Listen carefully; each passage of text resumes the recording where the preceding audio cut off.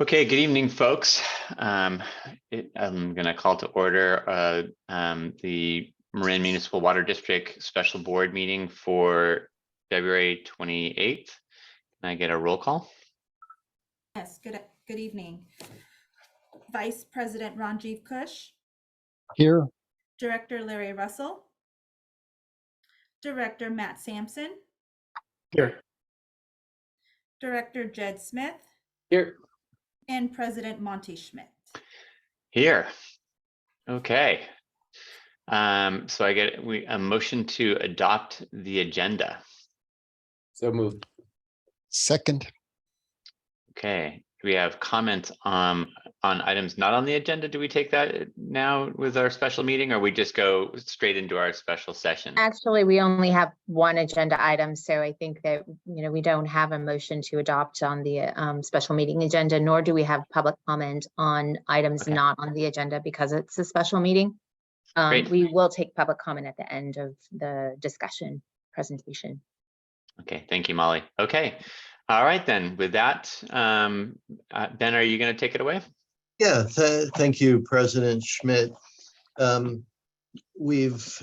everyone knows, we spent approximately a year going through work on this strategic water supply assessment. And I think we're getting close to the finish line, which is very exciting, kind of a culmination of a tremendous amount of work. I wanted to take the opportunity to thank Armin and the Jacobs team for some really great work and effort, with the understanding we've been shifting the ground under their feet as we've gone through this and adding to the scope. And we would have liked this faster and more detailed, like we want everything, of course. But it's really been a pleasure working with such professionals, and also thanking Paul for shepherding this process and his team and so many others, key contributors. So thank you all.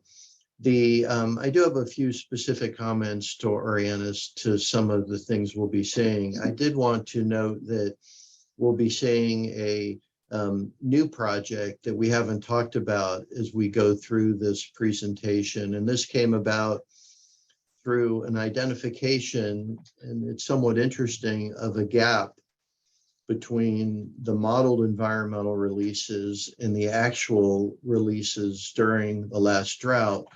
And the actual was higher than the model.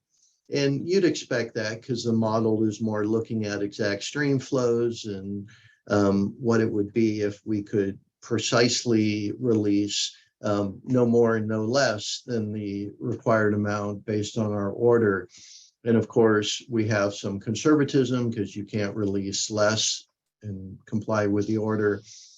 But as we looked into this issue, what emerged is there's an opportunity to actually get additional water through refining our release methodology and protocols. And that's what you'll see tonight. Essentially, it's taking a look at updating the technology for measuring the stream, as well as then, once we have that in place, looking at automating the releases based on real-time stream flows. And that'll close the gap and add somewhere 1,000 plus acre feet per year to our system, which is a great, it reflects just, we heard comments and we look at it and dug into it. And again, thanks to the team for identifying this additional opportunity. And I suspect over time, we'll strive for more. I also wanted to briefly touch on, there's been some expressed concern with the 8,500 feet target of supplemental supply that's been developed. And you've heard the detailed methodology in developing that number. And some in the community view that as being too high, where we aren't going big enough on conservation. And we'll be talking about that as we go through this, and I'll touch on it as well. Others feel it's too low. We haven't looked at every possible place where in the extreme event we may need water. So we're somewhat in the middle, which maybe is an okay place to be. But more importantly, I'd say the strategy we're moving towards is highly flexible, and we are planning, built into the strategy, to employ adaptive management. And specifically in terms of these two concerns, were conservation, and we are making historic levels of investment in conservation going forward, and we're going to build and enhance the industry-leading conservation program we already have.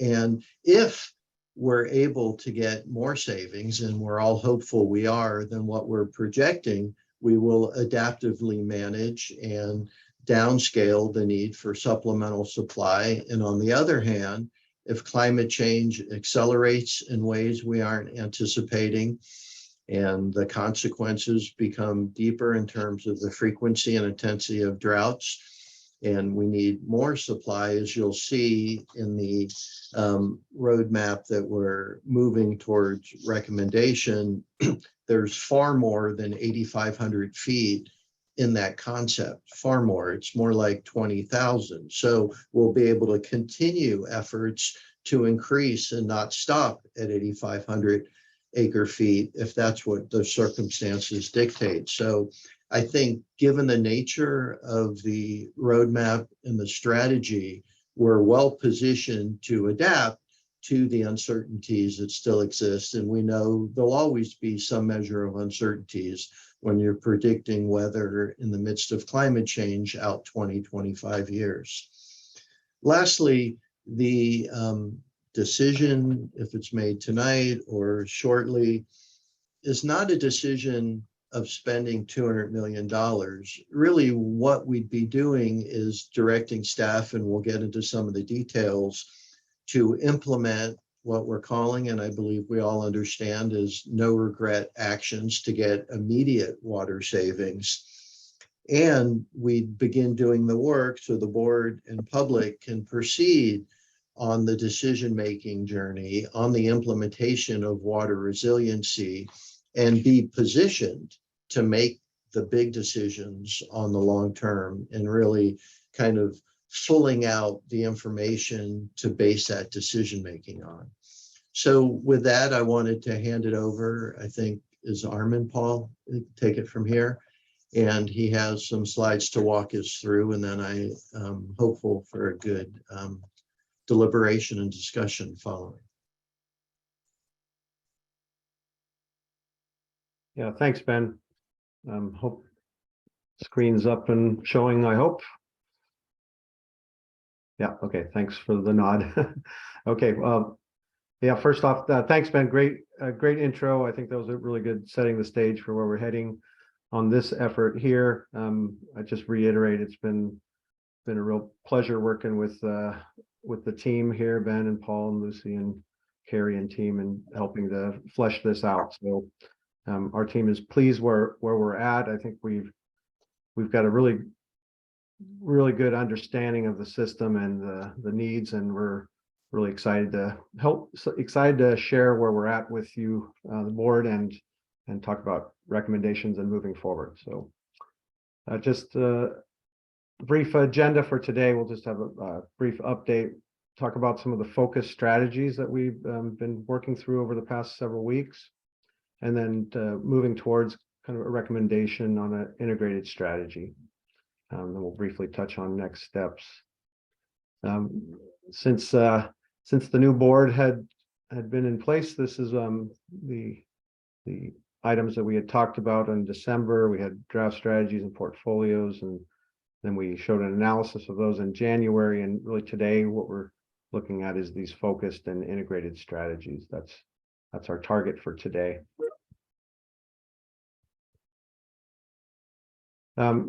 Just without, I don't know, always showing this graphic, but this is where we started back almost a year ago, like Ben said, all the way at the left here, trying to think about goals and the scope of the problem and how to approach it, developing a decision support model to help us get to the understanding of how the system operates, the hydrology, how droughts might be handled. And we spent a good amount of time since about late last summer, looking through water supply alternatives and evaluating those alternatives for a number of different criteria. And where we are right now is really into this kind of roadmap preparation and recommendation phase. So we are nearing the end of this phase of the project. Not each of these circles are equal time, so we probably spent a good 3/4 of the time on this project working through the alternatives and the roadmap piece. So just as a reminder, I think it's really helpful to understand that the way we've approached this assessment is a recognition that there is uncertainty in terms of how future droughts may manifest themselves within your watershed and the watersheds that your supply is dependent upon. We've taken a broad look at the water supply conditions with history, almost 100 years of record, looked at droughts across that period of record. We looked at future climate projections. We had 20 different models we looked at out towards the future. We pulled 2 of those projections that were the most severe and analyzed those. We did a brief look at paleoclimate reconstructions. They're not fantastic for your region in terms of characterizing droughts, but we did look at that. And then we created synthetic or stress test droughts, which is really kind of creating something that's not been observed. It's not in the projected records, but we think it's plausible and that it's probably one of the more extreme stresses to your system that we could envision. On the demand side, also, it's uncertain how that might play out. We look at recent trends. We looked at population growth and land use, the RENA projections, and then varying levels of water use efficiency. This is kind of how our baselines began with passive levels. From that, we've developed 4 different scenarios. So again, that cone of uncertainty, we're really trying to develop roadmaps and strategies that can help address a number of uncertainties. So we developed 4 different scenarios as part of this effort. So the current trends, which is really to look at kind of the historic, you can think of it as looking in the rear view mirror. What does the past tell us and how might that shape our future thinking about droughts? So we look at that 100 years of historical record up through 2022, including the most severe 2022 drought. Then we have what we're calling scenario 2, a short and severe drought. This is our synthetic drought, where we created a stress test, a 4-year drought, where we coupled 2020, 2021, 1976, and 1977. We took your 2 worst droughts on record and stitched them together. Essentially said, what if you had them back to back? No reprieve from the 76, 77 event, no reprieve from the 2021 event. So that's really our most dramatic stress test. Scenario 3 was our future projections. So looking at what we found out of this analysis is there's some very long droughts in the future climate projections, but they tend to be not as severe and do not stress your system as much as these really short adverse critical type of droughts. And then scenario 4, which we've not talked about much to date, and we'll still be finalizing this in the report, but this is one where we looked at coupling the drought with potential disruptive events within your watershed that affect the operation of your treatment plants. So we envisioned kind of a wildfire event within the watershed during a drought event. The basic assumptions are shown here on this table. Again, the scenario 1 is our historic observed droughts. Scenario 2 is our synthetic drought, looking at those 4 years stitched together. The scenario 3 are future climate projections, and we see 6, 7, 8, 10-year droughts in that record, but not as severe. And then the scenario 4 are abrupt disruptions. So we use the same hydrology as scenario 2, but then coupled it with some operational disruptions due to wildfire. In all the scenarios, we have the future demand projections that have been adjusted for the RENA development, so your future housing needs. assessments out through 2045. We have passive level of savings and drought conservation per the water shortage contingency plan. There's certainly more conservation that goes into each of these, and we pulled that out of these baselines and put them into our water management actions so that we could look at conservation as on the same level as other water supply options. So the results from those 4 scenarios, we've shared the working draft report with the board. There's the scenario 1 has deficit, what we call is deficits on the order of 4,200 acre feet per year. This all the way up to this scenario 2, which had deficits up to 8,500 acre feet per year. And so just again, this plot is showing we actually run 100 different over 100 different simulations through different sequences of where that drought could occur. Could it be a drought that occurs in the next 5 years, 10 years? Could it occur out in the latter part of our planning horizon? This one green line shows one particular realization. So assuming that drought occurs at a latter point in the time horizon. And the reason we showing this one here is that we wanted to show the drought when the demands would be at its highest. So this kind of produces the highest amount of deficit. So kind of a conservative approach there. The storage, we measure this deficit as the amount of shortage that water deliveries that could not be made during the drought because of lack of water, or storage that falls below 30,000 acre feet in terms of total storage, total marine storage. So you can see during this 4-year drought period, we fall below the 30,000 acre feet, and when we drop below these kind of certain threshold levels, there were times we were not able to meet the demands because due to lack of water or lack of ability to get water out of storage. So the reason we develop these scenarios is not to mathematically or arithmetically calculate the amount of supply that's needed. It's basically a reference to the magnitude of the scale of the problem. I know there's been lots of conversation, or is it 4,000? Is it 6,000? Is it 8,000? Is it 12,000? Our goal in doing these scenarios is to stress test the system and then look at the types of portfolios and strategies we could implement and see how well those strategies respond under different conditions. So we don't take the 8,500 number and calculate back to arrive at a water supply number. So it's very useful for the scale of the problem, but we use it in that respect. So we have deficits that are on the order of 4,000 up to 8,500, and then with our operational scenario, we have kind of operational deficits that are even a little larger.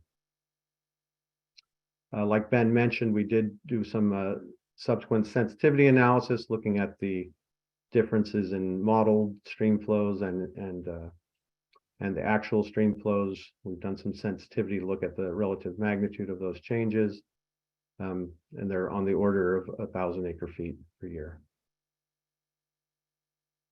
So as we take each of those, so we kind of, that's setting the stage. That's okay, what could the problem look like if there's essentially we don't do anything and these droughts were to come to pass? We looked at 4 main categories of water management actions: water conservation, differing levels that I think Paul will talk about next, partnerships with Sonoma Water, and how do we make better use of taking that water either operationally or through infrastructure improvements, expanding local surface storage, either through movable gates, enhancing raising dams, or regional groundwater storage. We looked at water purchases from essentially Sacramento Valley purchases through, and then moving that through interties with either East Bay Mud, Contra Costa, or North Bay Aqueduct. We looked at desalination, both kind of bay desal, brackish water desal, and Brackish Bay desal partnerships with other entities. And then differing levels of water reuse from the purple pipe, kind of your non-potable reuse concepts to direct potable reuse concepts with large infrastructure enhancements, creating essentially a new supply. Paul, I think, is Paul's on here? Let's see, Paul. Yeah, Armin. Okay, you're going to take the next couple, right? Sure, yeah. Good evening, Paul Sellier, Water Resources Director. Thanks, Armin. So as you noted, the water conservation is one of our most important supply options. It's really the only option other than the no regret options. It's included in all of the strategies that we've looked at. And tonight, just a quick overview of how the strategic water supply water conservation element fits into our overall water efficiency program. As you can see on this slide, just schematically represented, the water efficiency program encompasses all three of these elements. The strategic water supply conservation element, which is really driven by incentivized voluntary activities that are quantifiable. This is, after all, a water supply analysis that we're involved in. We need a certain degree of certainty over the programs and activities that are included. And the participation levels for the activities that are part of the strategic water supply conservation element were based on our experience during the recent water shortage emergency, and we were helped understanding those participation levels by two of the nation's leading experts in water use efficiency. And then, of course, we have at the bottom drought actions. These are our short-term response actions that would occur during any drought, and they tend to be short-term, low frequency, and they start off in a voluntary manner and progress through to mandatory. And they're designed to achieve short-term savings objectives. There can be some long-term benefits in that after a drought, the demand typically doesn't respond all the way, or return, excuse me, all the way to the levels that it was pre-drought. And in the middle here, we have our water efficiency master plan. This is an effort that we're undertaking this year to take a look outside of the strategic water supply assessment conservation element to see if there are other pieces, other activities that we can be doing and doing better to really increase the sort of aspirational goals for our water efficiency program. Next slide. And so within the strategic water supply assessment, the conservation element, you see some of the program elements that are in here. And notably halfway down the page, you'll see AMI leak notifications.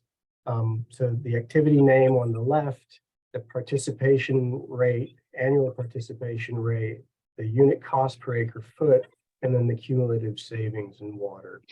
And we've got quite a number of activities within the strategic water supply assessment.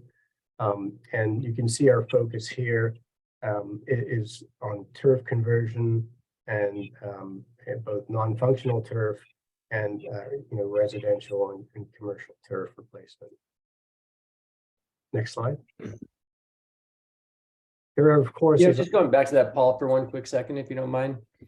I want to commend the team. I think that this is an outstanding set of detail investments that we're looking to make in water demand management and risk mitigation and reducing waste and conservation. And from what I gather, this is a historic investment that we're looking to take on, something that MMWD has not before. It's not going to solve all of our problems, but it is the least expensive way in terms of attracting better behavior and in getting a return water on our investment. I'm particularly focused on AMI And the last meeting where we talked about the need for having an SAP system enterprise software upgrade. And I know you wouldn't think that would be part of our strategic supply discussion, but the more I understand the fact that that's our roadblock, and AMI is going to take at least another 4 or 5 years to be fully implemented. And looking at SFPUC put in AMI in 2013, Redwood City years ago as well, Santa Rosa, Novato. I mean, it's all around us. Alameda is about 20% done.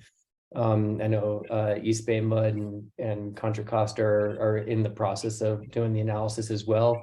I hope that we can continue our leadership position that we've had in conservation. Marin has been historically known as a leader, and I think if we push this off much longer, we would not have that leadership position. So I think these are all incredibly important, and I'm glad you put them into the strategic supply plan and in this presentation. So I want to thank you for that, and hoping that we can get that SAP process and overhaul happening as soon as possible, because that'll help us become a modern water agency.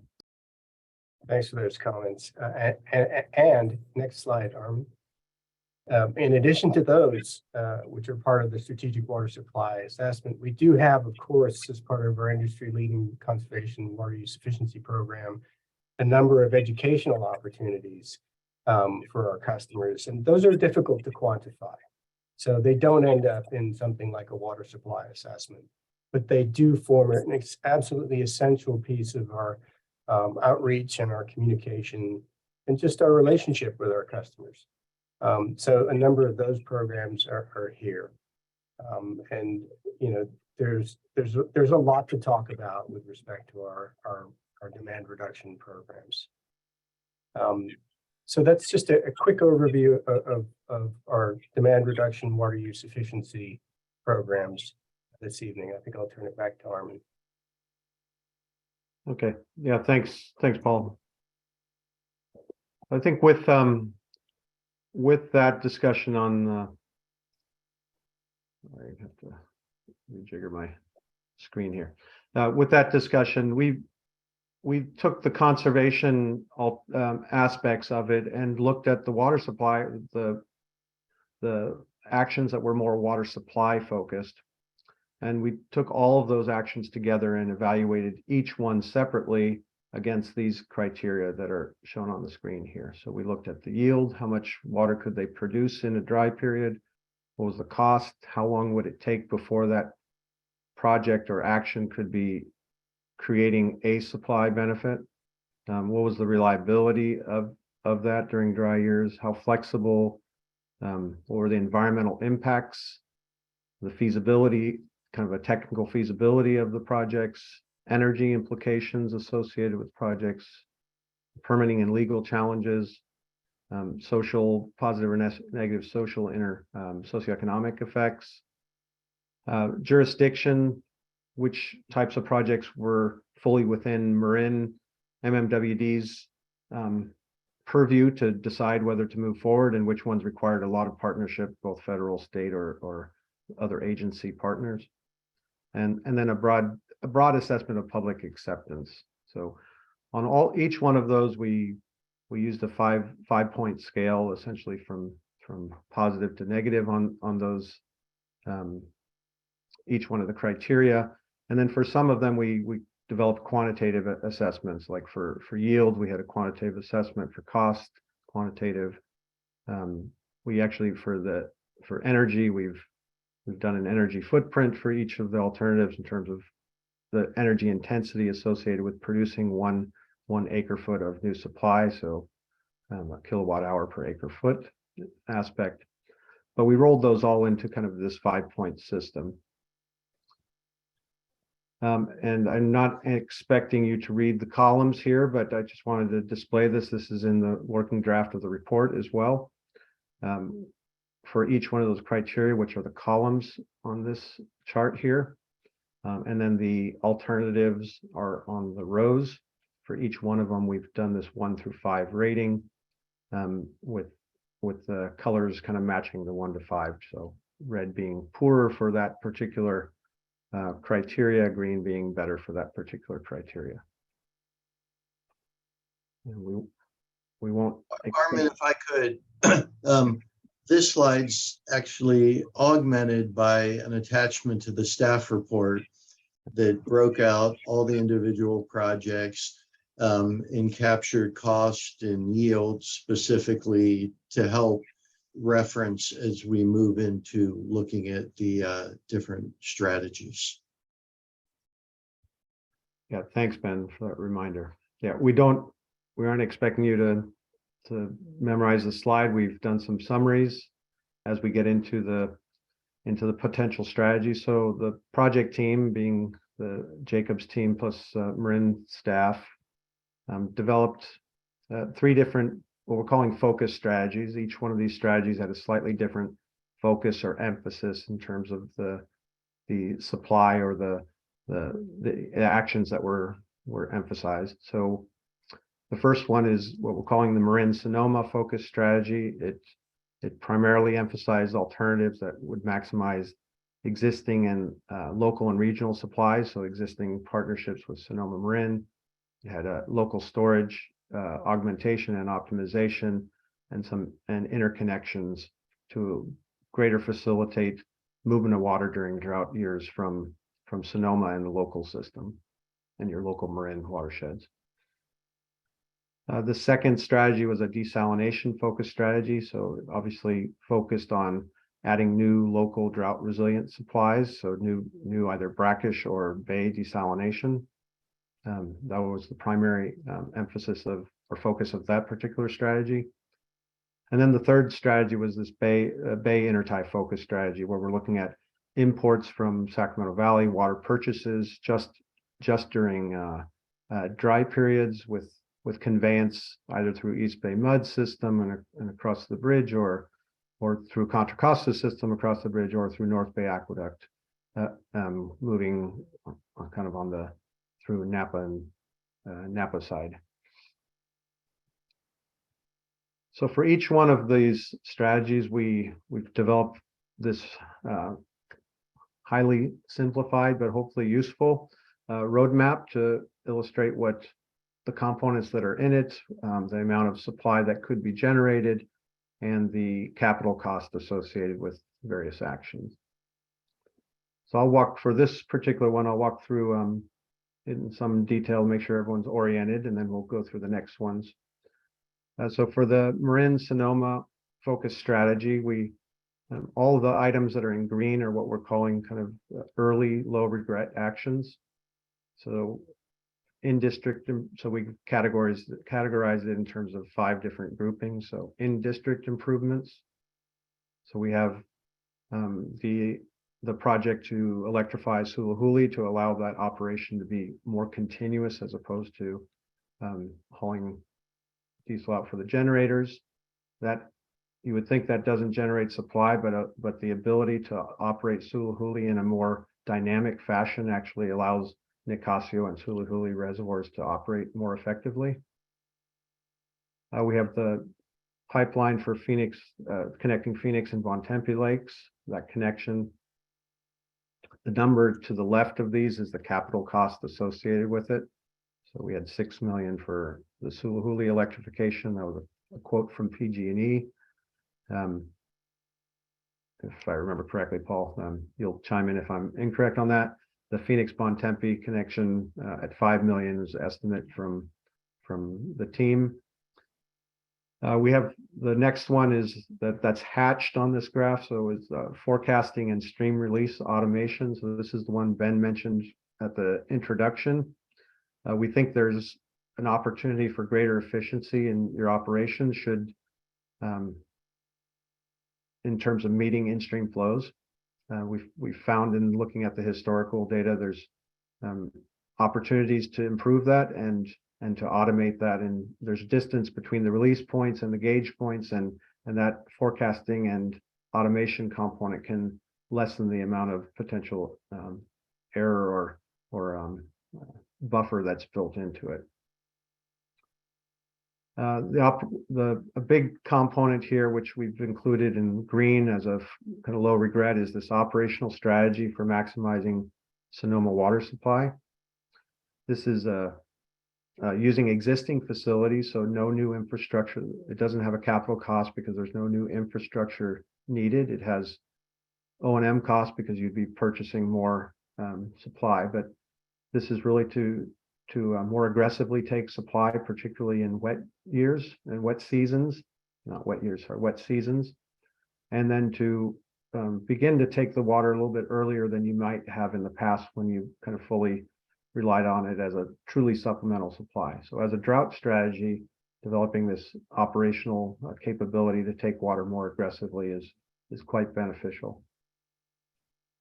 Down at the bottom, staying with the green ones for the moment, is the water conservation program that Paul just walked through. We don't have a capital cost associated with that one because it's built on as an annual investment. But that one could be implemented early, is implemented, would be expanded over time and start generating more and more benefits as the years go on. Armin, before you go forward, I just want to, in this strategy, there's increasing local storage. That, in order to realize the water supply benefits that are down below, this Marin Sonoma focused strategy requires the creation of additional storage too, in order to realize the water supply benefits of the Sonoma Marin partnerships, or are they independent? All the ones that are items above that are not hatched are included in the numbers below. So to the extent that storage is not developed, you would not be able to achieve the numbers that are below in the latter time period. You could develop more storage to up to the highest number. So that's what we're showing there, as if you were to implement kind of 2 different increments of storage. But yes, that's correct. If you did not implement storage, these numbers would be reduced. Okay, thank you. That's a helpful clarification. And Armin, the I guess the effective point at which the project or activity becomes effective is at the beginning of the sort of icon. So in the case of electrifying Suluhuli, you can see it starts here somewhere in 2024. So it'll start producing water at that time. And similarly, the dedicated conveyance to storage would start, looks like 2027 or so. Yeah, correct. Yeah. So they're sequenced along the time frame at which we envision they could actually start producing benefits. So the other elements, so the midterm, what we're calling midterm action, are those that are shaded in this tannish color. We've included dedicated conveyance to storage. So moving water from likely to be either from the North Marin Aqueduct directly to Suluhuli and Nicasio reservoirs. So a new pipeline to achieve that and take that water during winter, when winter water is available from the Russian River system through Sonoma's aqueducts. And then improving the conveyance of those aqueducts. So there's a self-transmission system which allows a greater ability to take that winter water within Sonoma aqueduct system. And then the one in blue that's not hatched is the increased storage that Director Schmidt, you were just asking about. We have included in this assessment, we include 20,000 acre-feet of storage. We've not identified a specific location for it, but that's what's included in the assessment. It could be the surface storage like we've identified here, Kent, Nicasio, or Suluhuli, or it could be a participation in a regional groundwater bank that generates some component of that storage. And Armin, I just wanted to note that where there's cross-hatching, so the new stream release project we talked about, participate in regional groundwater bank, those are not adding additional water to the bottom amounts of new supply. And the reason is we wanted to be conservative and we didn't count. So this new stream release, we're hopeful. And we believe we can close the gap, maybe halfway, get 1,000 or 1,500 acre-feet. but we haven't looked into it and analyzed it to a level where we're confident to add that to the water supply. And similarly, on the regional groundwater bank, it's an awesome concept. We aren't yet at a point that would be a regional effort, and there's some work that needs to be done to increase the confidence to identify how much water may or may not be available. So that's really what the cross-hatching indicates. Projects that are viable, we're interested to pursue them, but they aren't yet at a point where we feel we can add water to the total from them. Thanks. And Armin, what determines the start date for the different enhancement options? Is that a combination of the planning required to implement plus possibly, obtaining funding for the effort? Yeah, great question, Director Kush. The timing was based on planning, design, construction, and permitting timeline. So we've estimated the length for each of the projects. So the more complex the projects, the further out they are, the more infrastructure they involve. We did not assume that there was a funding restriction on the timing. So it was purely based on the planning, design, construction, and permitting phases. So we assume the funding was not the limiting factor. Got it. Thank you. Armin, can I ask one quick question before you move on? Yeah, sure. The understanding we're still not at the finished product yet. Could you explain the range of some of these prices as opposed to why it's not more of a solid number, just so we understand what we're dealing with? Yeah, in all of the estimates we provided, we tried to provide a high and a low range. Some of them we had a fixed number from an outside source, so we just took that fixed number. Those are based on different contingencies, and we know that when you do a large conveyance or a large infrastructure project, there's quite a bit of variability in what that cost would be. So we developed a low and a high, and that's what's shown here on this graph or on this chart. So that 29 to 37 was our low and high estimates for that particular element. We think because of the level of our cost analyses, and because of the time where there's not a project we can go out to bid for right now to say that this is an actual cost, we thought it was more truthful and representative to show it as a range than a single number. Appreciate it. That's helpful. Thank you.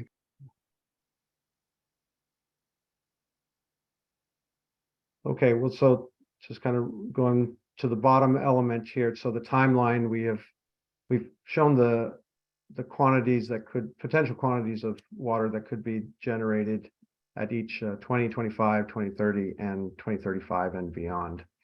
And in the early time frame, so for the next 3 years or so, you're fairly limited in the types of actions that can be implemented, but you still have the potential for around 3,500 acre-feet of new supply to be generated. The bulk of that is coming from the operational strategy with the Marin and Sonoma supply. The conservation is starting to ramp up for that period. And then smaller amounts from the electrification of Suluhuli and Phoenix Bontempi. As you move out to the kind of the 2030 time horizon, some of these conveyance projects could be implemented at that point, in which additional supply is generated because we're able to have greater access and flexibility of taking winter water primarily from Sonoma water. And then as we get out to the 2035 time horizon is when the storage element is included, and that's moving those numbers up to 12,000 acre-feet. And we had a range there because we assumed that it was 20,000 acre-feet of storage, but you're certainly not limited to that volume. It could be larger. You could do a enlargement in one, you could do a regional groundwater bank, you could do movable spillway gates on another. So we didn't limit it there, but the 12,000 is kind of I would say our best estimate of there, but you have the potential to expand up to 17,000. And Armin, sorry, so I just wanted to help, I think this is really helpful that you're going through this one, I think in detail, because I think it'll help us to do the other ones more quickly maybe. But is it a correct way to read this graphic that that just at the 2030, where you have about a 6,000 acre field, acre feet per year of new supply, that's pretty much tied, that's everything if we did up to without local storage. So if for some reason or whatever, local storage did not come into play, the yield of the Sonoma Marin partnerships and other things would max out roughly at somewhere around 6,000 acre feet. Is that a correct interpretation of the graphic? Not quite. It's close, but not quite. The water conservation program is expanding over time. Yeah. So it's a larger volume at 2035 than it is at 2030. I don't have the number. It's probably Okay. another 1,000 or 1,500. And then also just the last part on that, if you were thinking about actually how to do this dynamically, if the storage were not to come into play, then maybe you are looking at doing a slightly different conveyance project than what we've identified here. There is another one that has potential for larger capability. But yeah, roughly 5,000 of this is of this 2035 number is associated with storage. So by 2030, what you're showing is 9,500 acre feet, not including conservation. So that should put us over 10,000 acre feet of additional water available for our customers without I want to make, no, these are cumulative amounts. So, cumulative. yeah, so this, you're at 6,000 at 2030. There's a new supply. Not Okay. 9,500, yeah. Okay, got it. So then 6,000, and then maybe another 1,000 or 1,500 through conservation efforts would bump that up a little bit more. Yeah, certainly if you expanded conservation, you expanded some of this operational strategy. If storage were to go away, you would then try to accelerate some of your other programs here. Got it. Okay, well, so that's the setup for this one. I'm gonna just looking at the faces, looks like I'm ready to go.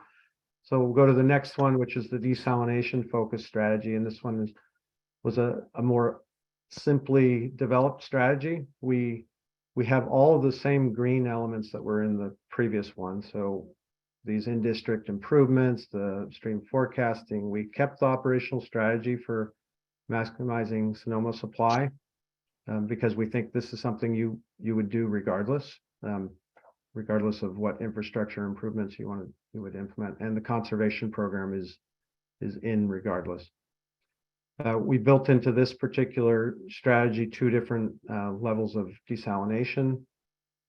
First, we built in an estimated 5 MGD of Petaluma brackish groundwater desalination, because that one could be potentially online quicker than some of the Marin regional. But then we did augment that with out at around the 2030 or 2032 horizon, 2033, with the Marin regional desalination plant, which is taking bay water. So we have roughly 10 MGD of desalination in this one, spread between brackish and bay desal. The same legend applies as the previous one. Armin, just on the Marin regional desal at 5 MGD, if a regional effort was to go forward, 5 MGD seems small to support multiple districts and regions. Any thoughts on that, or the basis for focusing on 5 MGD? Yeah, this is 5 MGD for Marin. So if it truly was a regional program and you had other partners, it could be a 10 MGD program, of which 5 might go to other partners and 5 for Marin. We've just assumed at this point it's a standalone 5 MGD only providing water to Marin. But if this were to go forward, you could look at it. You'd have to explore your partnerships and look at how expansive could you go. But We Armin- did look at 5, 10, and 15 MGD possibilities here. Armin, with the Petaluma brackish desal, is that assuming also a partnership, or is that the yield that is assumed for whatever project could be done there?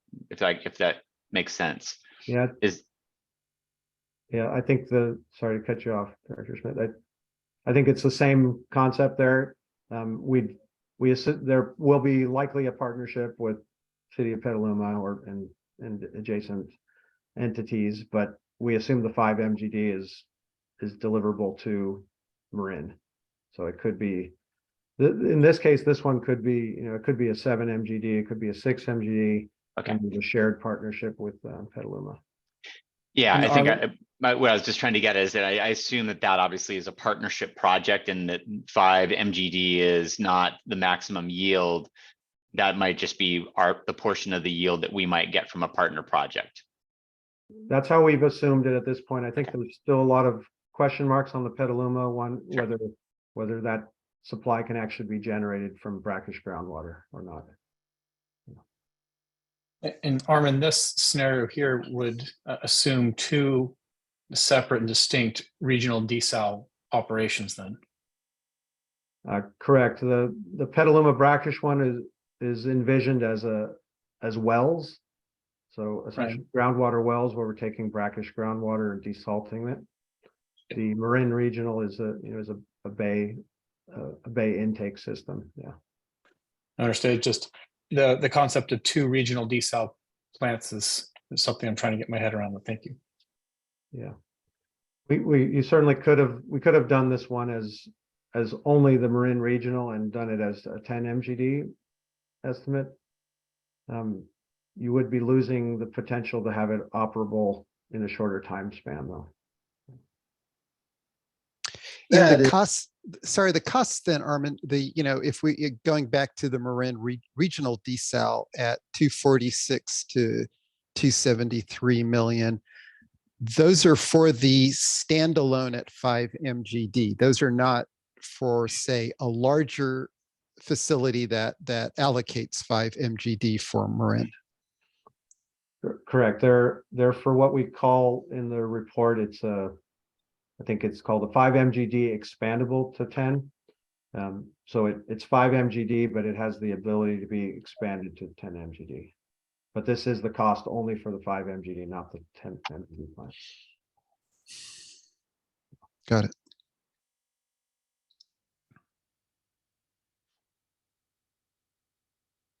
Okay, I'll move us to the next one. Ben and Paul chime in if I'm missing some of the comments. The third strategy was about focusing on water purchases from outside. This one's quite simple in that all of the green elements are still there. These are all our low regret actions. We think you take them regardless. In this particular, we've characterized the East Bay Mud intertie with its pipeline across the bridge and the conveyance through East Bay Mud system, the purchase of water from Sacramento Valley, likely Yuba Water Agency, the ability to move it across the Delta through East Bay Mud system and then into the Marin system. You can see the yield numbers here. We think it's because it shows up a little bit earlier in time frame, it generates a little bit more by 2030.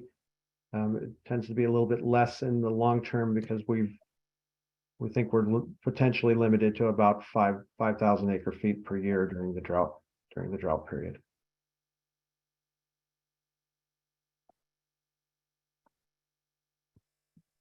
Okay, so what we've done with each of these focus strategies, we wanted to test now how well did each of these strategies perform on this 4-year stress test drought that we've been working through. And so there's 4 different lines. There should be 4 different lines on the graph here. If I've got it right. Yes. Okay, so the 4 different lines on the graph, this is the same graph that we had shown previously when we were showing scenario 2 and your storage plot. So Again, this is the black line represents that line that was on the previous plot. And if we just look at the baseline, it's a 4-year drought.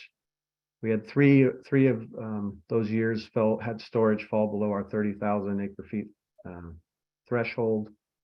We dropped down to 9,000 acre feet, so really dire conditions. We had roughly an 8,500 acre foot of deficit per year.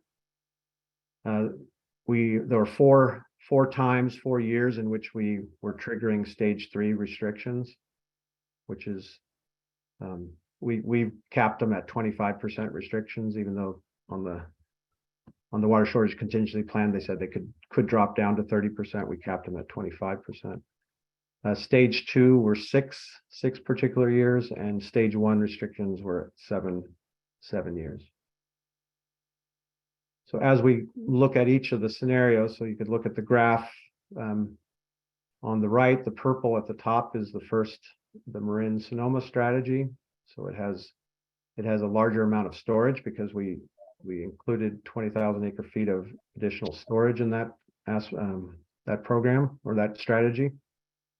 And it's basically just squeaking by at about 30,000 acre feet during our 4th year of drought. Looking at that column here, you can see our lowest storage was just under 30,000. We have essentially almost no deficit. It's very small.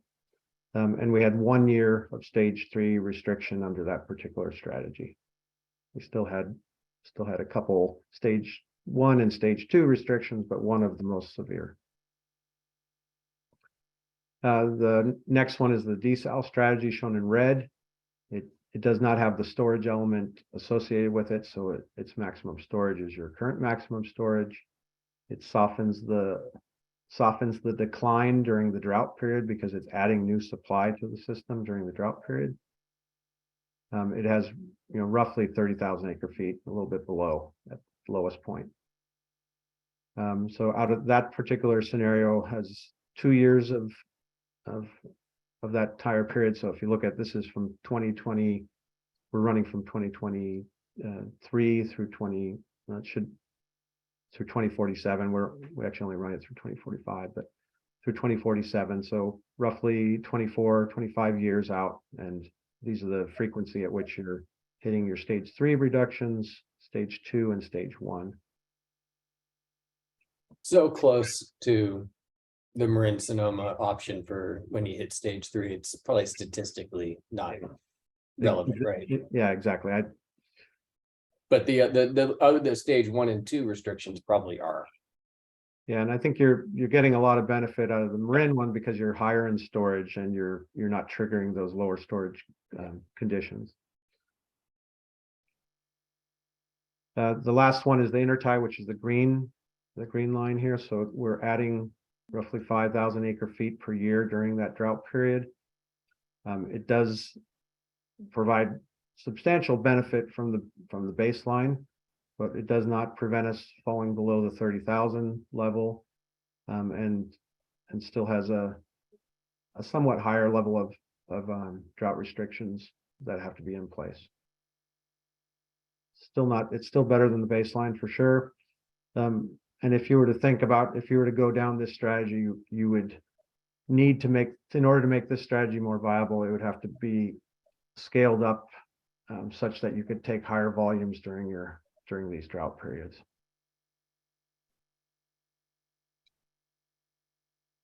So what we've tried to summarize is a kind of a high level comparison of the strategies on this chart here. We have each of the 3 strategies in the column.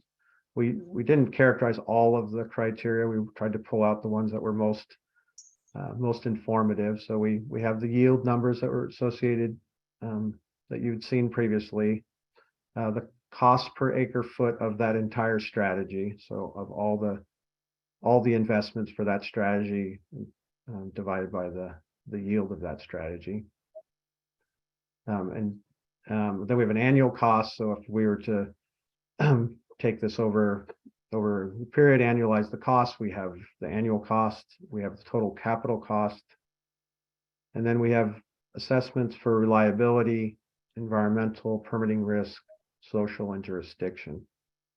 And so I'll just walk through this briefly, but not so fast because it's really important. I think this chart is really important to help you understand the strategies. The first one, the Marin Sonoma, it met all of the goals, and the 3 goals we were measuring was, did it reduce our shortages? Did it meet the 30,000 acre feet 30,000 acre feet level? It had roughly 12 up to 17,000. So 12,000 is probably the good starting point estimate for this strategy of potential yield. Just under $2,000 an estimate for its cost. Annual cost would be roughly 23 to 31 million. Capital costs are 140 to 291. And we think it has really positive benefits on reliability. The Russian River is despite you're in a very similar climate zone, the Russian River is quite a long drawn river as opposed to a flashiness of your system. So we gave it a moderate, medium, high rating on reliability. Environmental, kind of similar. There's some infrastructure that has some impacts there. There's some additional energy and storage impacts. Permitting, moderate. These are types of projects that are typically permitted, pipelines and storage enhancements. We kind of gave the social ratings moderate because of potential impacts on construction aspects. And then jurisdiction was rated somewhat towards the high end because it's something that you can do probably with limited partnerships. So your partnerships are with your current partners, Sonoma Water, potentially with North Marin, and then your local customers. On the desal strategy, it as same as the previous one, it met the goals. It has roughly a 15,000 acre feet of yield. The cost numbers are around $3,000 an acre foot, 46 million in annual capital costs, and around 430 million 46 million in annual costs, and then around 430 in capital costs. The reliability of this is quite high in that the supply is always there. It's a matter of how you operate your plant.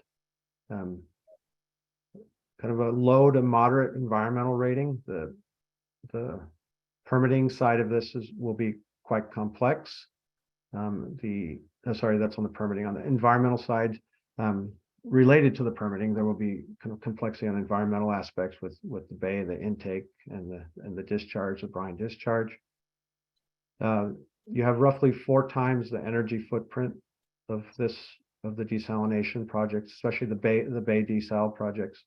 Brackish ones are maybe 2 times the energy footprint of traditional surface supply projects.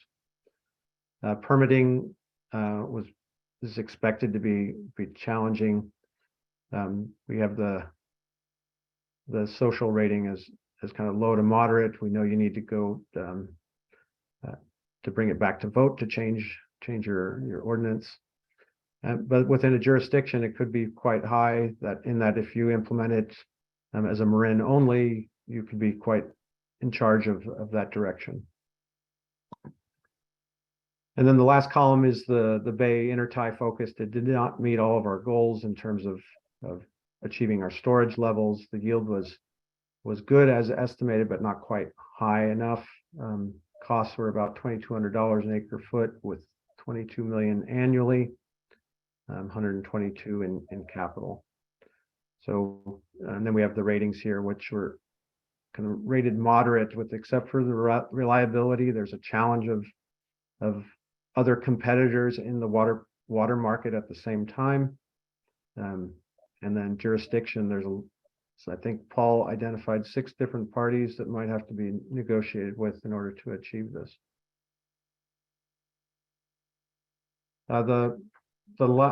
This chart that's here is kind of a summary of what I was saying on the previous one. So Paul, feel free to chime in if I missed anything, or Ben.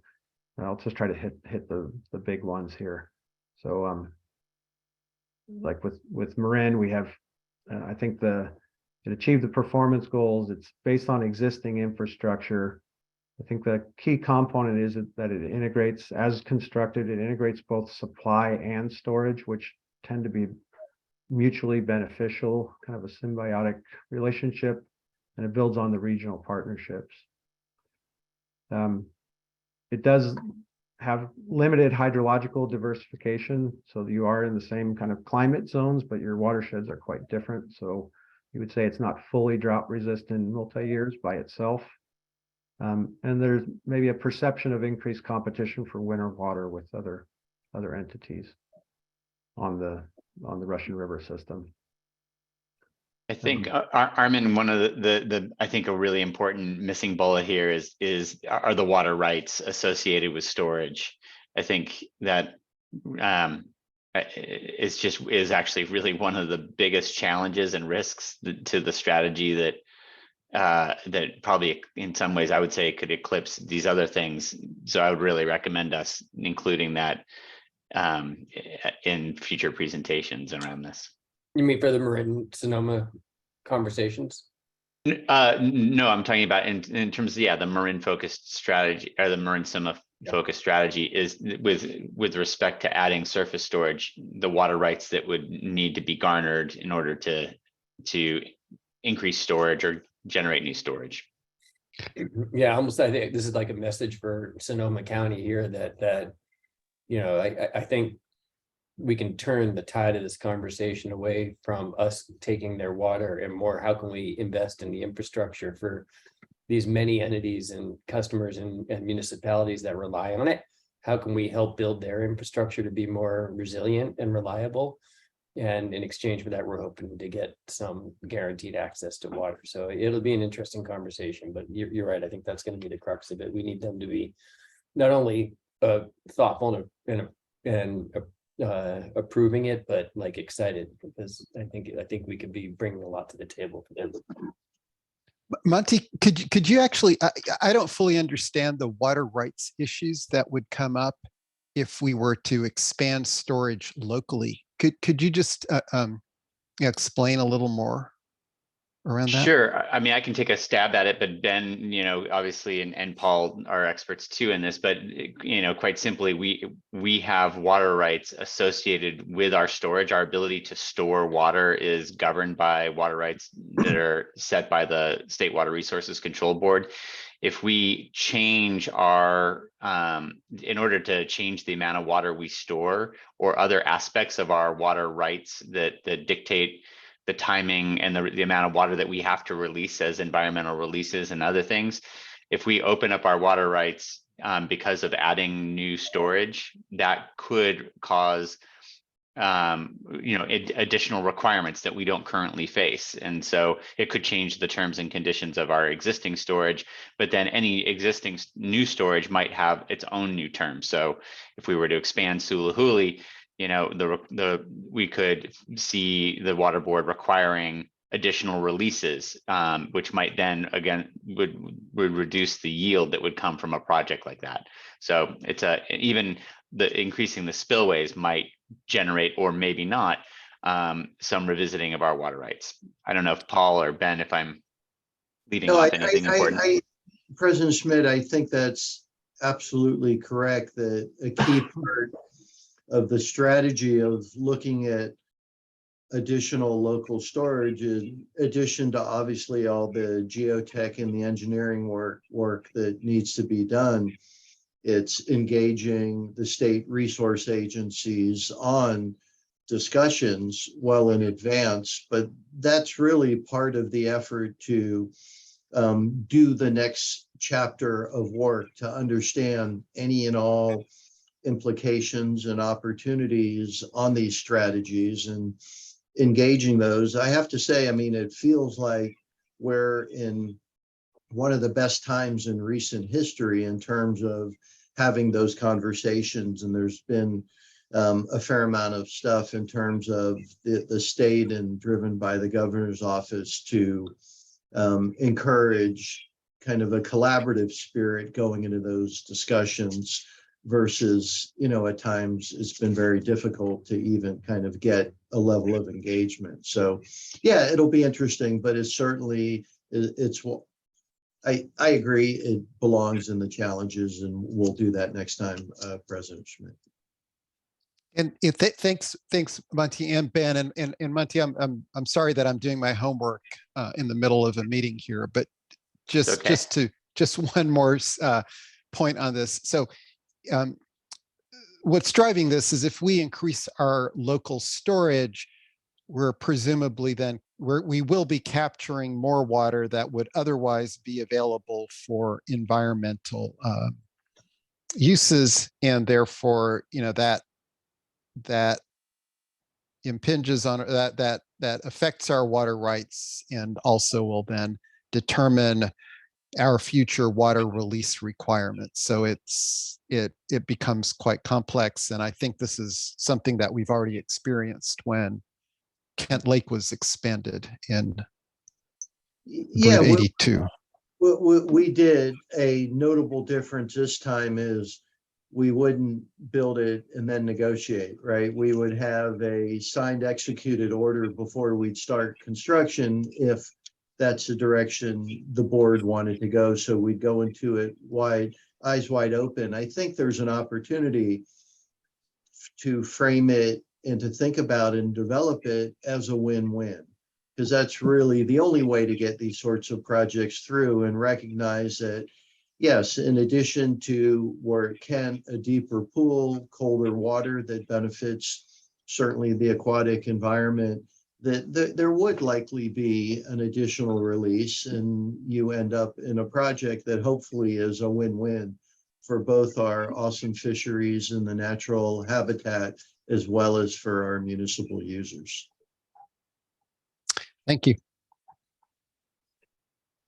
Yeah, and I think just the other thing to add on the storage component is as we see the signal of climate change manifesting itself, it tends to be predominantly in the extremes. So we're looking at the drought extreme in this particular study, but there's also the extreme on the opposite side. We're seeing this throughout California, where the mean is changing only moderately. It's these extremes that are expanding, and both the flood.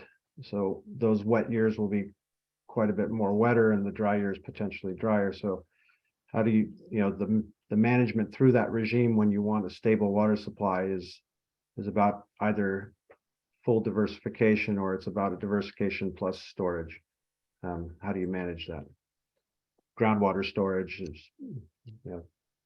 is another major way to get through that. Okay, we'll just keep going on this. On the desalination, we drought resistant, the supplies there. Jurisdictionally, it could be quite a bit in Marin's jurisdiction to implement. Quite complex permitting and environmental. The capital costs and operational costs are substantial. The energy footprint, as I mentioned, is substantial. This intermittent operations, if you were to operate it in only during a drought period, is quite a bit different, and not many models within the globe are operating that way. Most operations of desal is as a baseline supply, so it's running kind of 24/7 or mostly 24/7.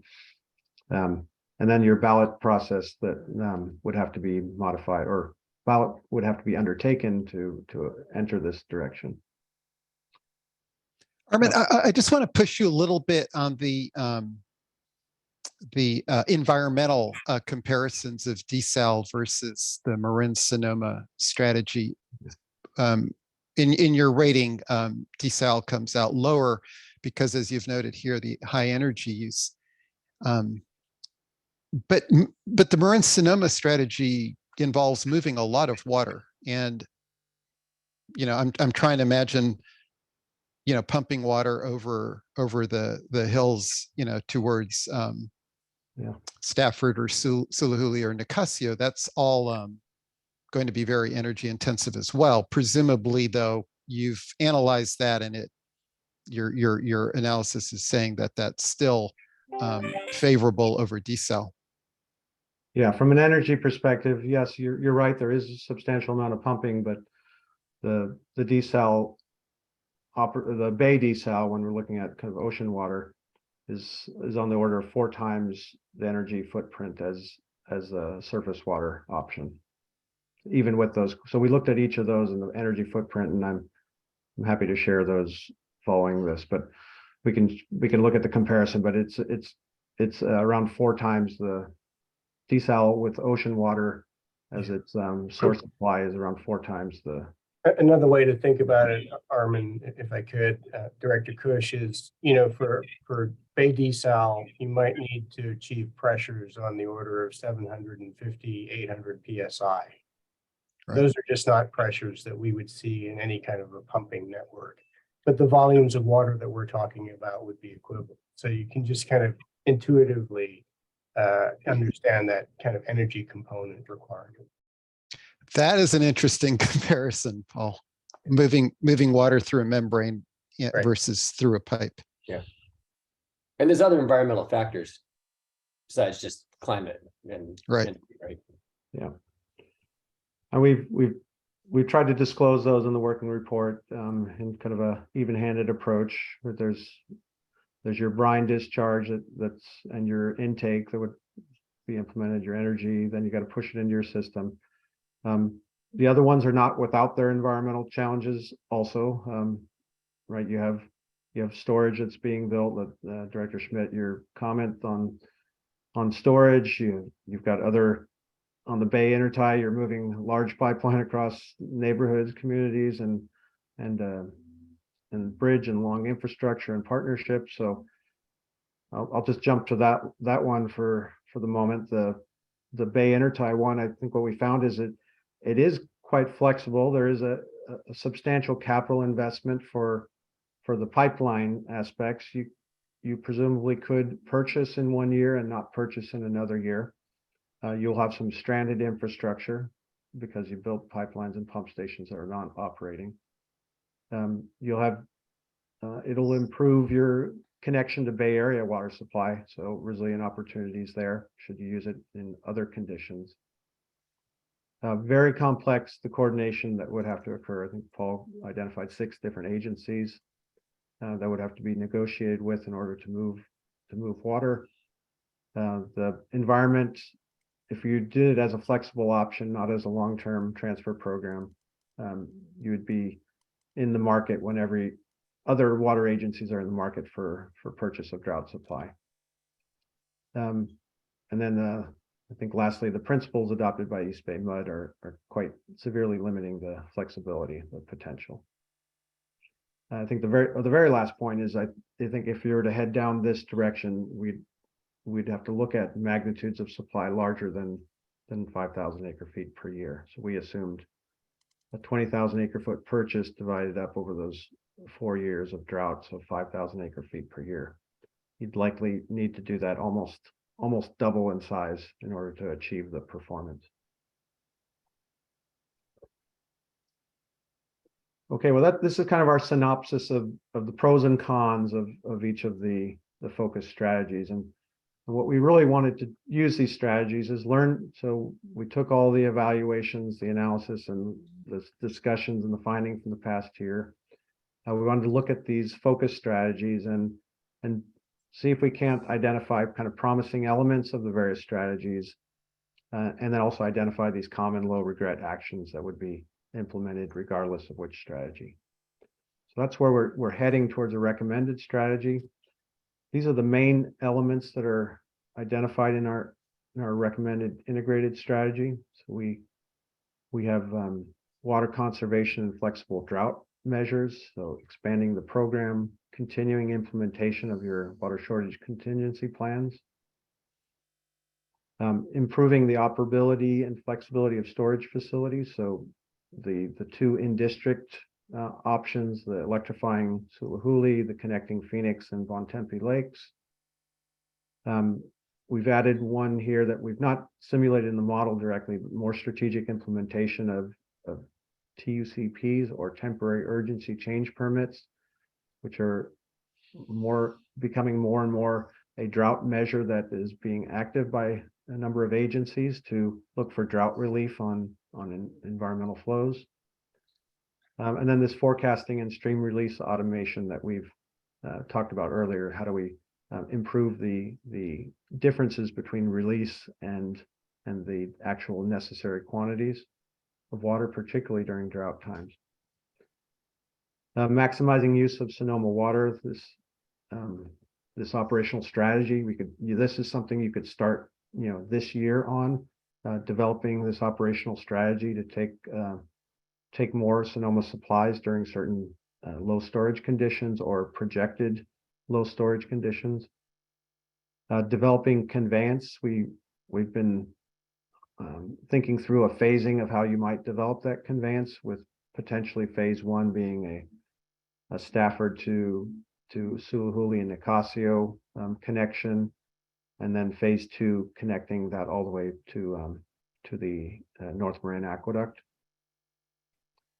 And then improving conveyance of water to Marin through South Transmission System and possibly the expanding Castania to enhance the flow rates into the system. On the storage side, we're moving towards a recommendation of additional 20,000 acre-feet of storage. We think this has quite a bit of value from a drought standpoint. It's responsive to kind of the changing conditions of climate change, and also interconnects quite well with the maximizing Sonoma water strategy. It could be possible movable spillway gates at certain reservoirs. Developing new supplies. We think there's promise in the Petaluma brackish desalination in particular because of its low TDS. So Director Kush, your question so you have roughly 35,000 milligram per liter TDS in ocean water, and we're talking about with brackish water here less than 1,000. So the energy requirements and the cost are quite substantially lower with a brackish desalination plant than a bay.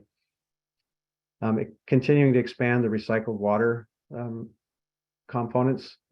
Right now, we know they're probably not cost competitive with other water supply strategies, but with potential grant shares and cost implementations to bring them into cost competitiveness. And then the last component here is continuing to explore or beginning to working with others to explore a regional groundwater bank concept, which could essentially generate storage, underground storage for those drought periods. So we've taken each of those elements and tried to build out a. Armin, sorry, just on the on the strategy to maximize Sonoma water supplies. You mentioned this issue of stranded infrastructure, which I think applies to both interties and possibly desalinization if we're not availing of those to their full capacity. On the flip side of that, I think, if we are purchasing Sonoma water, there's always that concern of potentially buying more than we need and having to spill. Recently during the board retreat, we heard a fascinating presentation on, I think it's forecast informed reservoir operations. I think you're familiar with that from your work with Sonoma Water. Do you see any possibilities of those types of forecasting analytics coming into play so that we can perhaps better modulate or calibrate the amount of water that we are bringing in from Sonoma based on our ability to predict the need? Do you just maybe this is not it's too early to be able to talk about something like that, but I'm just curious about your perspectives on the potential of forecasting to help improve the efficiencies of the conveyance from Sonoma Water. Yeah, I think that's a great question, Dr. Kush. That's exactly what we've been thinking towards this operational strategy, where under the first bullet under maximizing use is really a developing. How do you maximize that water while minimizing the amount you're purchasing and then subsequently spilling, right?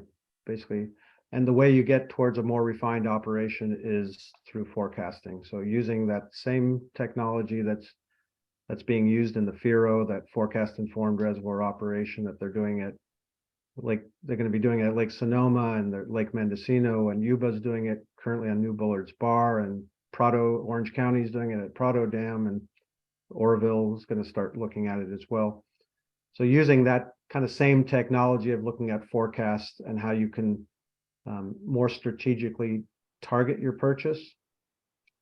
That being said, we're looking at drought supply, and because you don't have a maximum amount of storage that's sitting there waiting to take the water, you'll have to make purchases at times where your risk tolerance is going to have to shift based on what you anticipate. We won't have perfect forecasts for seasonal or even annual levels. Right.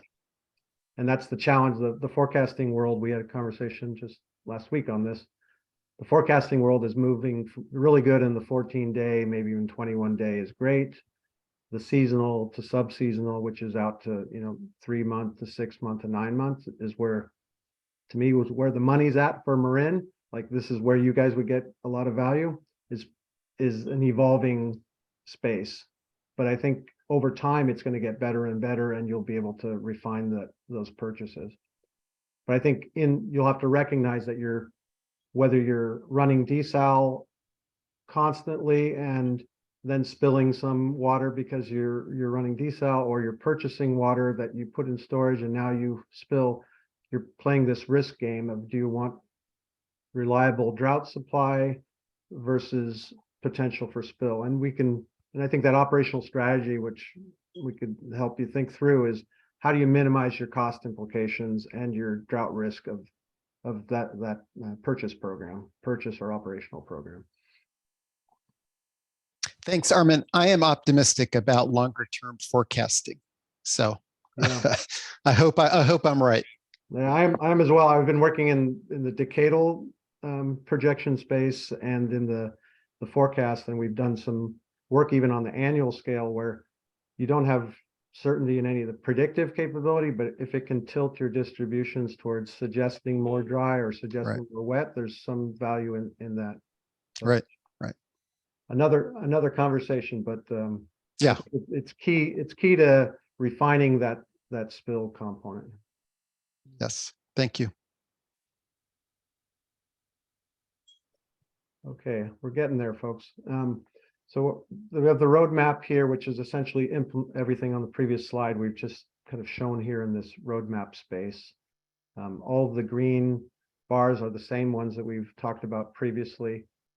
What we've got included here on desalination and recycled water, which are starting early. We're showing them starting early because there's continuing planning and action to understand the partnership aspects, but they wouldn't be producing yield, and they're hatched on this particular graph because we didn't estimate it in the yield numbers.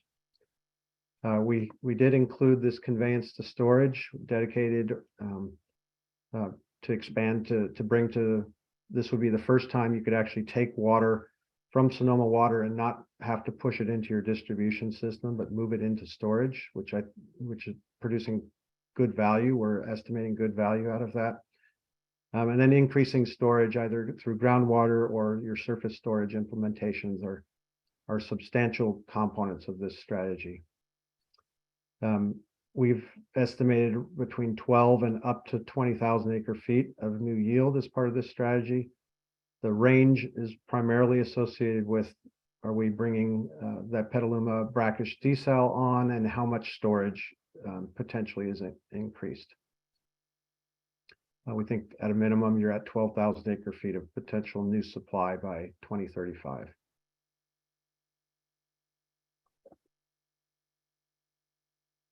And Paul, I'm not sure we want to go through these, so these are in the slide package. The next two slides, they're kind of a legend to the previous graph. I'm happy to take questions on them, but if we in the interest of time, maybe we jump to the end. These are just describing each of the alternatives in a little bit more detail, kind of a legend for that previous chart. I don't know, Ben, if you wanted to chime in, otherwise I'll move on. Yeah, no, I think moving on is probably makes sense. We can always loop back to it. Okay. Okay, so we tried to take that integrated strategy and look at it kind of in the same frame that we looked at the focus strategies. And essentially what we tried to do with the integrated strategy is take out some of the negative components. When we looked at the Sonoma Marin strategy, we identified pros and cons associated with that. And we said, how can we build a strategy that's even more diversified and is diversified for drought resilience? And so we have, a high potential yield, far greater than the potential deficits, even in that extreme drought stress test that we've been talking about. It increases the hydrological diversification in this particular one because we've got a desal component built into it. So brackish desal would at least enable some true drought resistant supply to occur. It is a lower cost than most of the other strategies.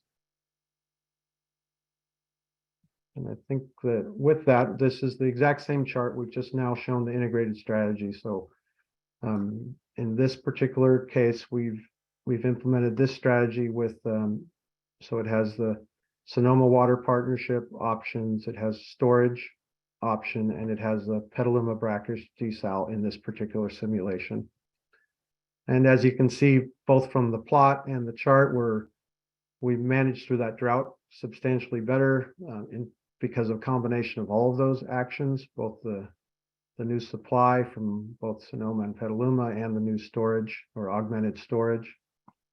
And we rarely hit into the deepest of our drought restrictions. Stage 3 is only hit at one point, and there's probably some flexibility in the operations. You probably would maybe even avoid that single trigger.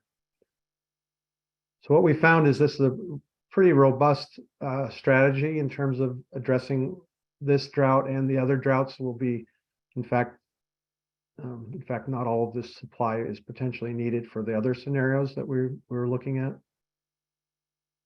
So I wanted to kind of just wrap up, kind of bring it all back to a higher level and just look at this integrated strategy, which is starting our formation of a recommendation to the board. It includes those elements we talked about so if we look at the pie chart here, substantial amount of conservation is included. It has in-district improvements, the green sliver there, which are the Sulahuili and the Phoenix Bontempi. It has a additional local storage, which is adding drought resiliency. It has the Sonoma Water Partnerships, which is adding additional supply during those droughts and the preceding droughts. And it has a brackish desal component to it.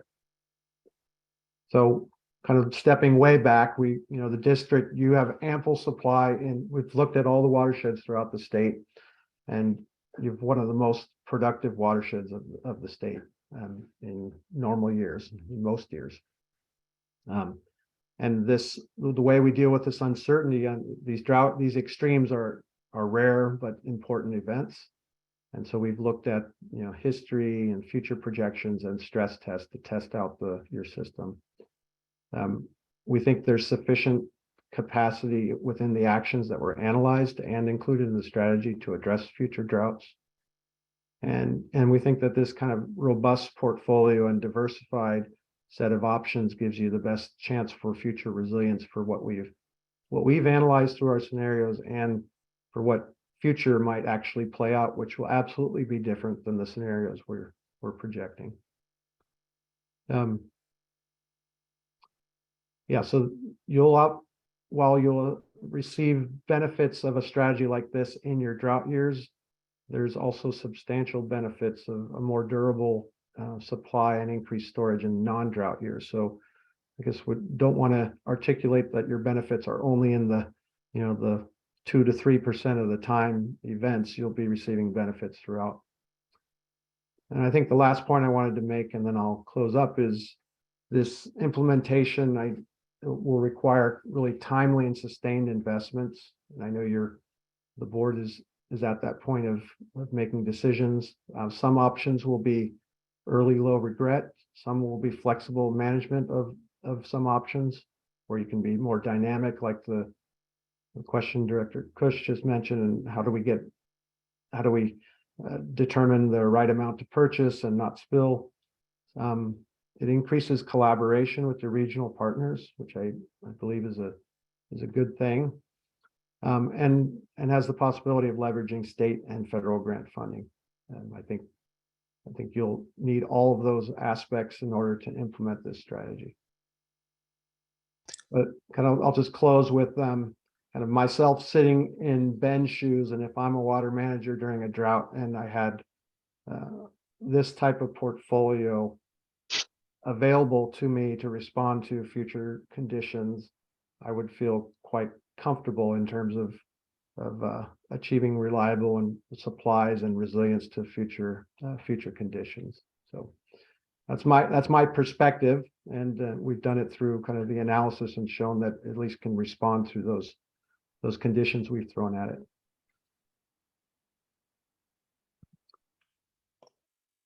And Ben, do you want to take, my voice is about to. Yeah, sure.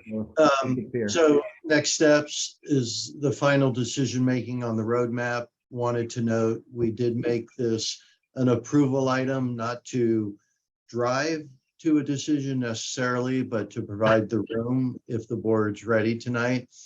And then the next step, and we're already working on it as we're able to, is starting to develop the implementation plan that includes bringing on multiple consultant teams to support doing the work, and thinking about how it's going to be managed internally. And once we have teams, we develop a detailed scope and schedule for the integration of all those activities with a very clear schedule and milestones as we progress through it. So, but the first step obviously is the decision making. So I think we're ready, President Schmidt, to shift to board comments or questions. Great. Well, thank you so much. And Armin, it's been a long journey, longer than we thought it would be, but it's so important, and it's really important to get it right. And what we're getting to see tonight, there's some new information and some new combinations, integrated strategy, something we haven't seen before. It reflects some really interesting and thought-provoking opportunities. I'm going to turn it over to the rest of the board to provide comments, but I will just open up with something that I want to shine a spotlight on, which is of all the alternatives that were presented today, I'm really excited by the fact that we, in each of them, we're looking at 3,500, approximately 3,500 acre feet of new supply in the next couple of years. I think that the fact that we are identifying real and measurable quantities of water that we can begin augmenting our supplies with in such a short term is a really encouraging starting point. That we were able to identify things that are low-hanging fruit for one term, that they have a low cost to yield, and that they are things that are within our control. So I think that's really an exciting starting point outcome. And then where we make our larger long-term investments, I think that obviously has some work to do, but I just want to draw a spotlight on that, because I think that for our communities, what folks wanted to see was us identifying real water that is increasing our resilience against future droughts. And I think we have some great options that we can be starting off with in the near term. Okay, other board members? Monty, I'd like to follow just immediately on what you said about that very initial target of 3,500 acre feet.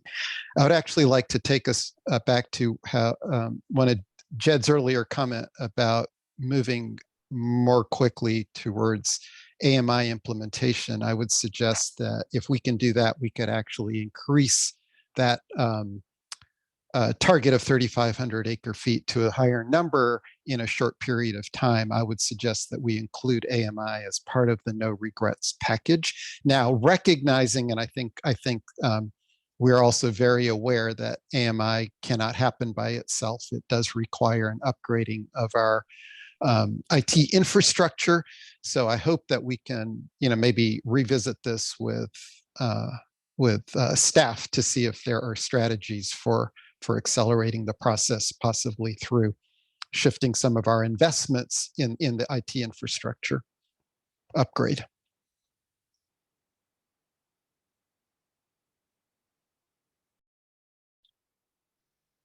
Other board members?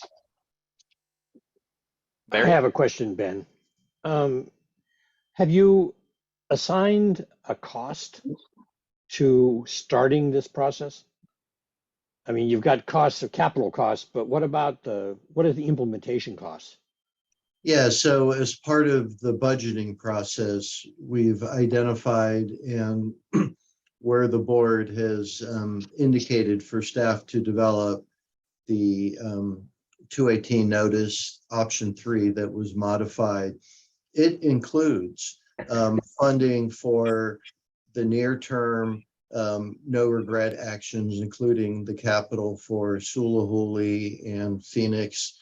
It includes, I think it's quite a lot, but sufficient resources to move forward with the complex pre-design regulatory and associated work. And it also includes a new reserve, so to speak, where we'll be saving money. So we'll be positioned to fund the larger investments that are a few years out. So assuming, that stays on track, and every indication is that it will, we'll have funding. When we say we're going to implement tomorrow, we would start engineering, looking at the low-hanging fruit projects, and we'd start developing the RFPs and the work to bring on consultant teams. Thank you.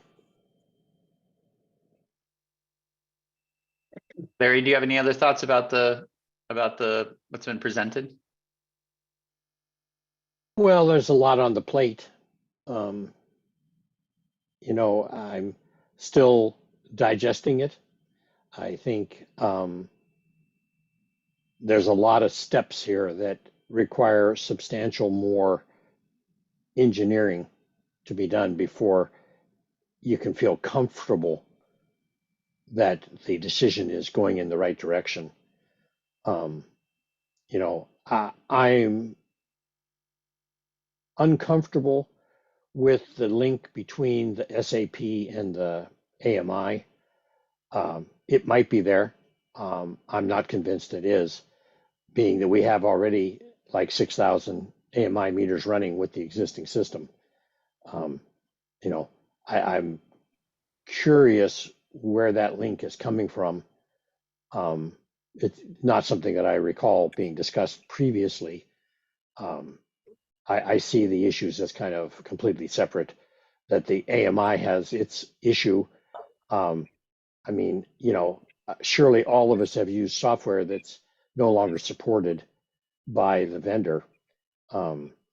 What that really means is a little more unclear, perhaps, with a big program like SAP. But, obviously Oracle and SAP and these guys make a lot of money by cycling the software. So anyway, that's something I think that needs to be explored. I don't necessarily see the need to slow AMI down. If it's unimplementable, you can still do the RFP and see where things are going and get those numbers worked out to get an approach to moving it more quickly. It is something I think that's important.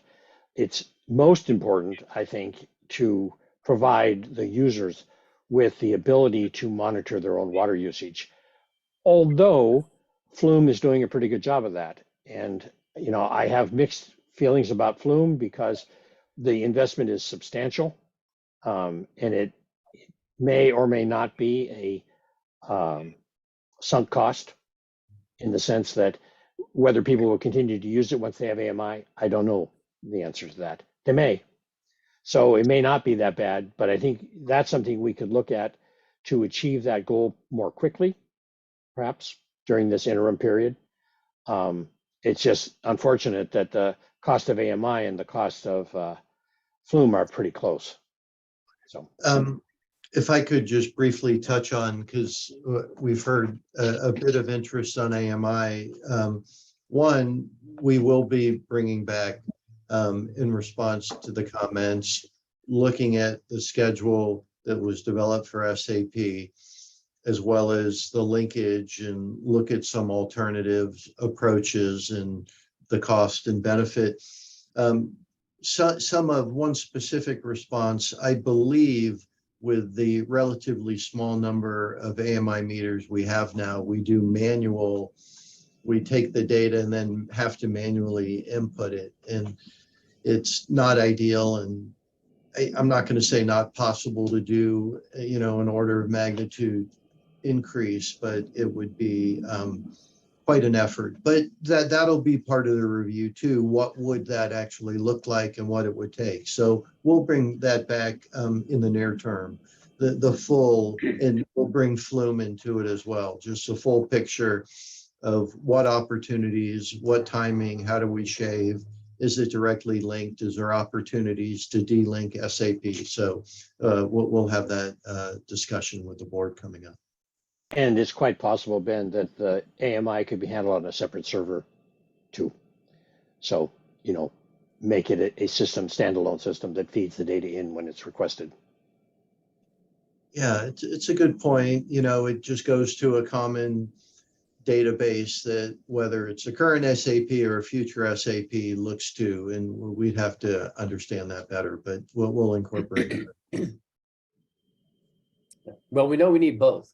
So I think you're hearing the board supporting getting AMI going as quickly as possible. I hadn't heard from Matt or Monty, but and we know that the current SAP system is not going to be supported in a very short period of time. So there's a lot of reasons why upgrading our enterprise software system will benefit the district multidimensionally, from our GIS system to linking to our customer data, leak detection, billing potentially once a month. I mean, there's a whole bunch of ways that AMI and the system can work together well. But I think, Ben, you're specifically looking for some level of a vote this evening about one of those alternatives presented or something else. Is that right? I guess from a staff view, and thank you for the question, would be if the board's ready for that, that would be the ideal outcome, because then we go and we're moving forward tomorrow on the implementation. And if you want us with additional information or looking at things a certain way that we haven't, we were thinking we could bring something back on March 7th, the next board meeting. But, and I'm operating in a sense of urgency, because that's what I'm hearing from the board, to keep this moving. So, but yes, ultimately it's a board's decision, but absolutely, if the board's ready to say, we hear your recommendation, we understand it's not the $200 million decision, but giving you direction to move forward on it allows the work to continue and to answer some of the outstanding questions, to be prepared in addition to moving on the no regrets. Sure, that'd be ideal from staff's perspective. But I think just to really truly understand what you're looking for. So let's say the integrated approach has a 5 mg desal concept in there. You're asking for us, if we approve the integrated approach, to approve doing that or research? No, so or it's what a do you, good what are you question. asking? Thank you. If the board said proceed with the integrated strategy, that is direction from staff, and I think a formal vote would make sense and be appropriate in that context.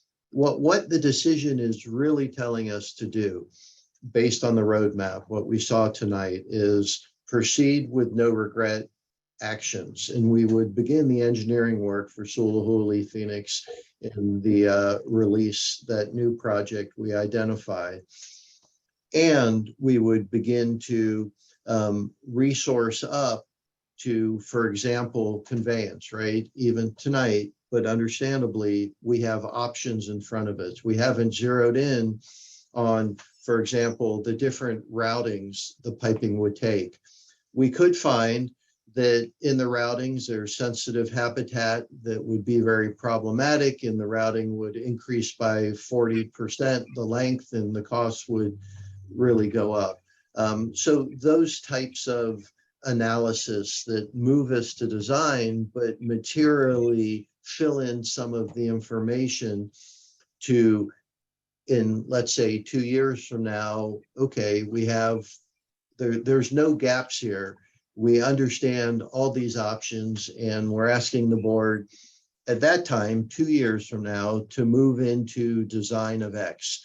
Is that X desal? Is it conveyance? Is it one of the storage options? But we'd be prepared. What you're hearing from me and from staff, we aren't yet at that position. The decision tonight is not to move forward constructing a desal or constructing conveyance on the large concepts, is to move forward with the work that we need to do to enable the board to make a fully and wholly informed decision on the big expenditures in the long-term water supply alternatives. And if Ben, if I could jump in, I'm looking at the roadmap for the integrated strategy, and it's correct that some of the very definitive, for example, 5MGD, it's actually not yet specified here on the integrated roadmap. So another way that I'm looking at it is one of the key elements of the integrated strategy is actually the removal of the intertie as an option. But most of the other elements for supply enhancement are still on the table for further investigation, other than the no regret options, which would start immediately. So, right.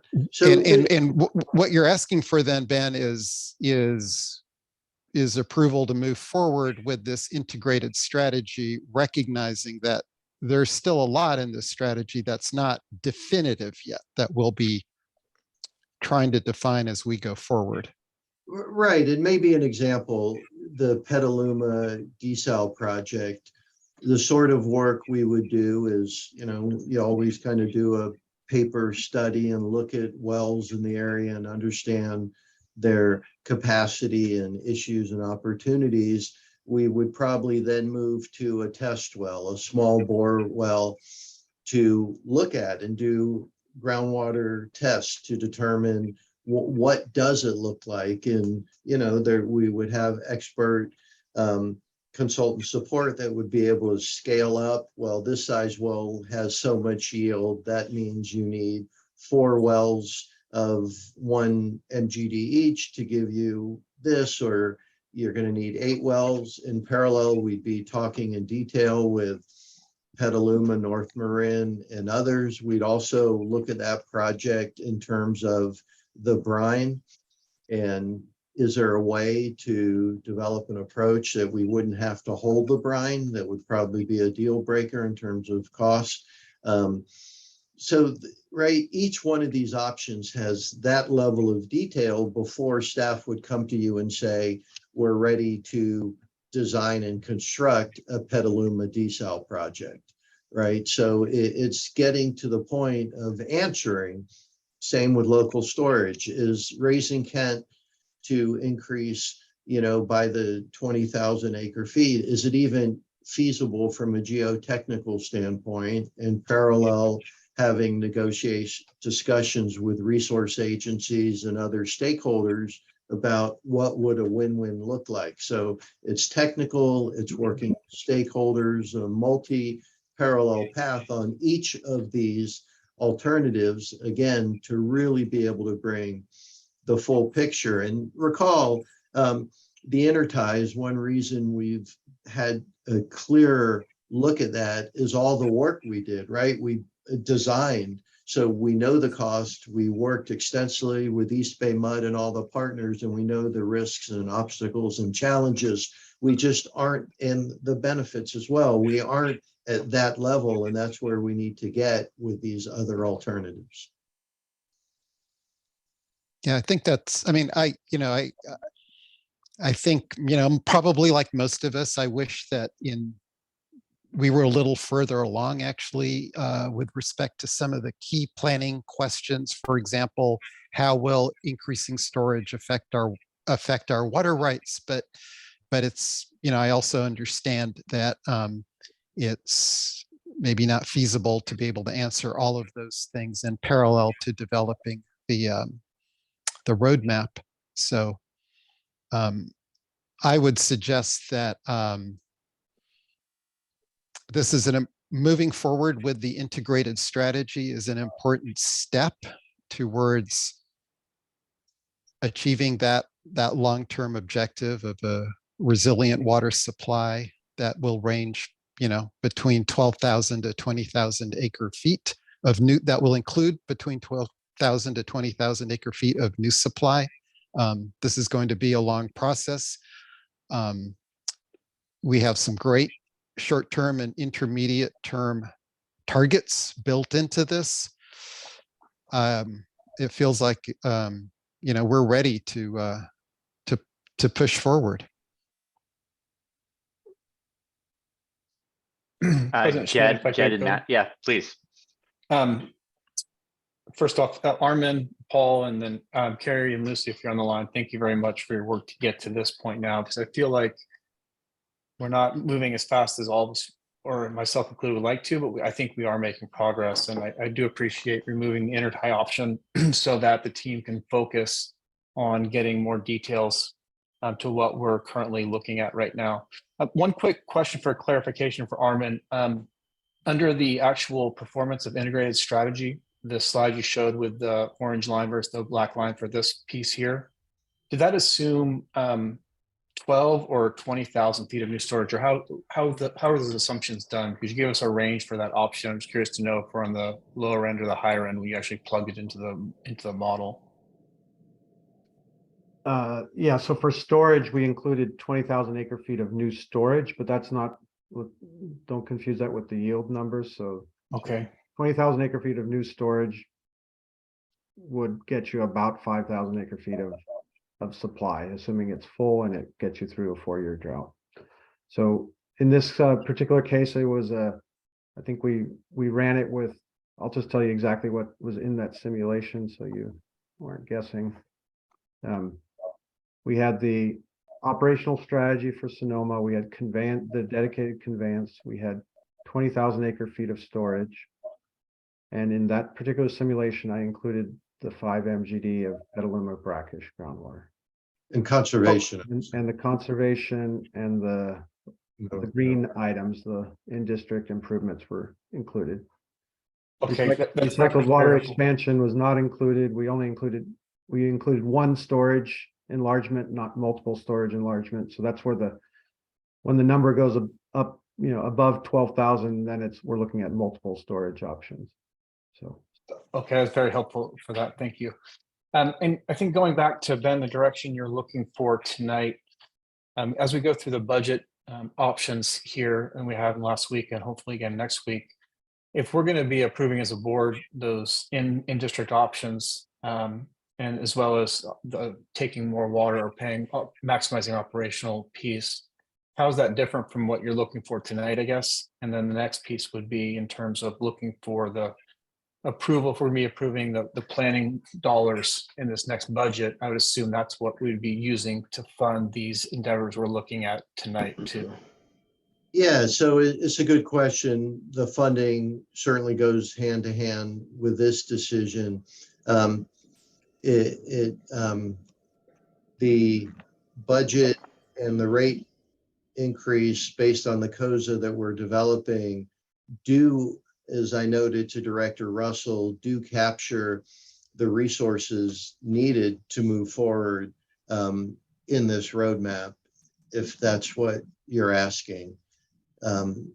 So we'd be prepared were the board tonight to direct staff to move forward with the integrated roadmap. And we see through the rate process, we're full steam ahead in terms of the roadmap as described, right? So again, so for example, regional desal, in addition to Petaluma, is on the roadmap. And it's there to reflect that tonight we aren't saying no to regional desal. What we're saying with the roadmap and the direction we've received is the emphasis is on the Sonoma Marin options, conveyance and storage, but there's other activities. So for regional desal, the work we'd be doing would be largely monitoring these projects that are under development, understanding them more, understanding the cost structure, hoping for, and it does happen, a technology breakthrough in certain ways that bring down the cost, perhaps the capital or operating. So we'd be tracking and monitoring those. So when we bring back to the board, let's just say 2.5 years, 2 years from now, because we're going to want to go quickly, that this, for these reasons, this is our conveyance option. We're ready to move forward. We have the regional partnership locked up, and here's what it looks like.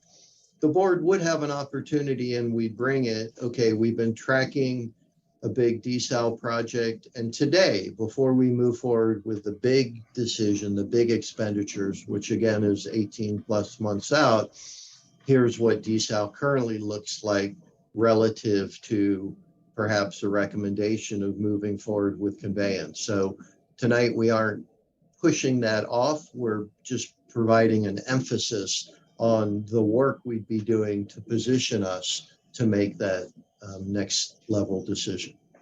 Yeah, and that's very helpful. And it seems like we've done that. We've run the ground with the intertie piece in terms of what it actually will produce. And this is further vetting of these bigger options to make sure we understand the true cost, be able to focus our resources on those as we continue to incorporate any advances in technology or costs through there. So I definitely support that, because one of my concerns is not understanding the true cost of these right now. And like be able to have staff focus their energies to give us a more accurate costs as we get closer to that. And I think at this point too, and Armin and Paul and Ben, correct me if I'm wrong, I don't think there's any other big options that are waiting to be added to this list at this point. So we've got some great options here, and I'd like to see us focus our energy on to figure out which one does the best for our district. Jed? Yeah, I guess I'm almost ready, Ben, but I'm not completely ready to just approve, so to speak, one of these options. So, but I think I can give some guidance, and I think we're really, really close. I think we're underestimating the opportunities in conservation. I think at 0.5% per year, we're low. I think we can do better. I think AMI can help us. And I think we should really look at how we can help our community waste less water.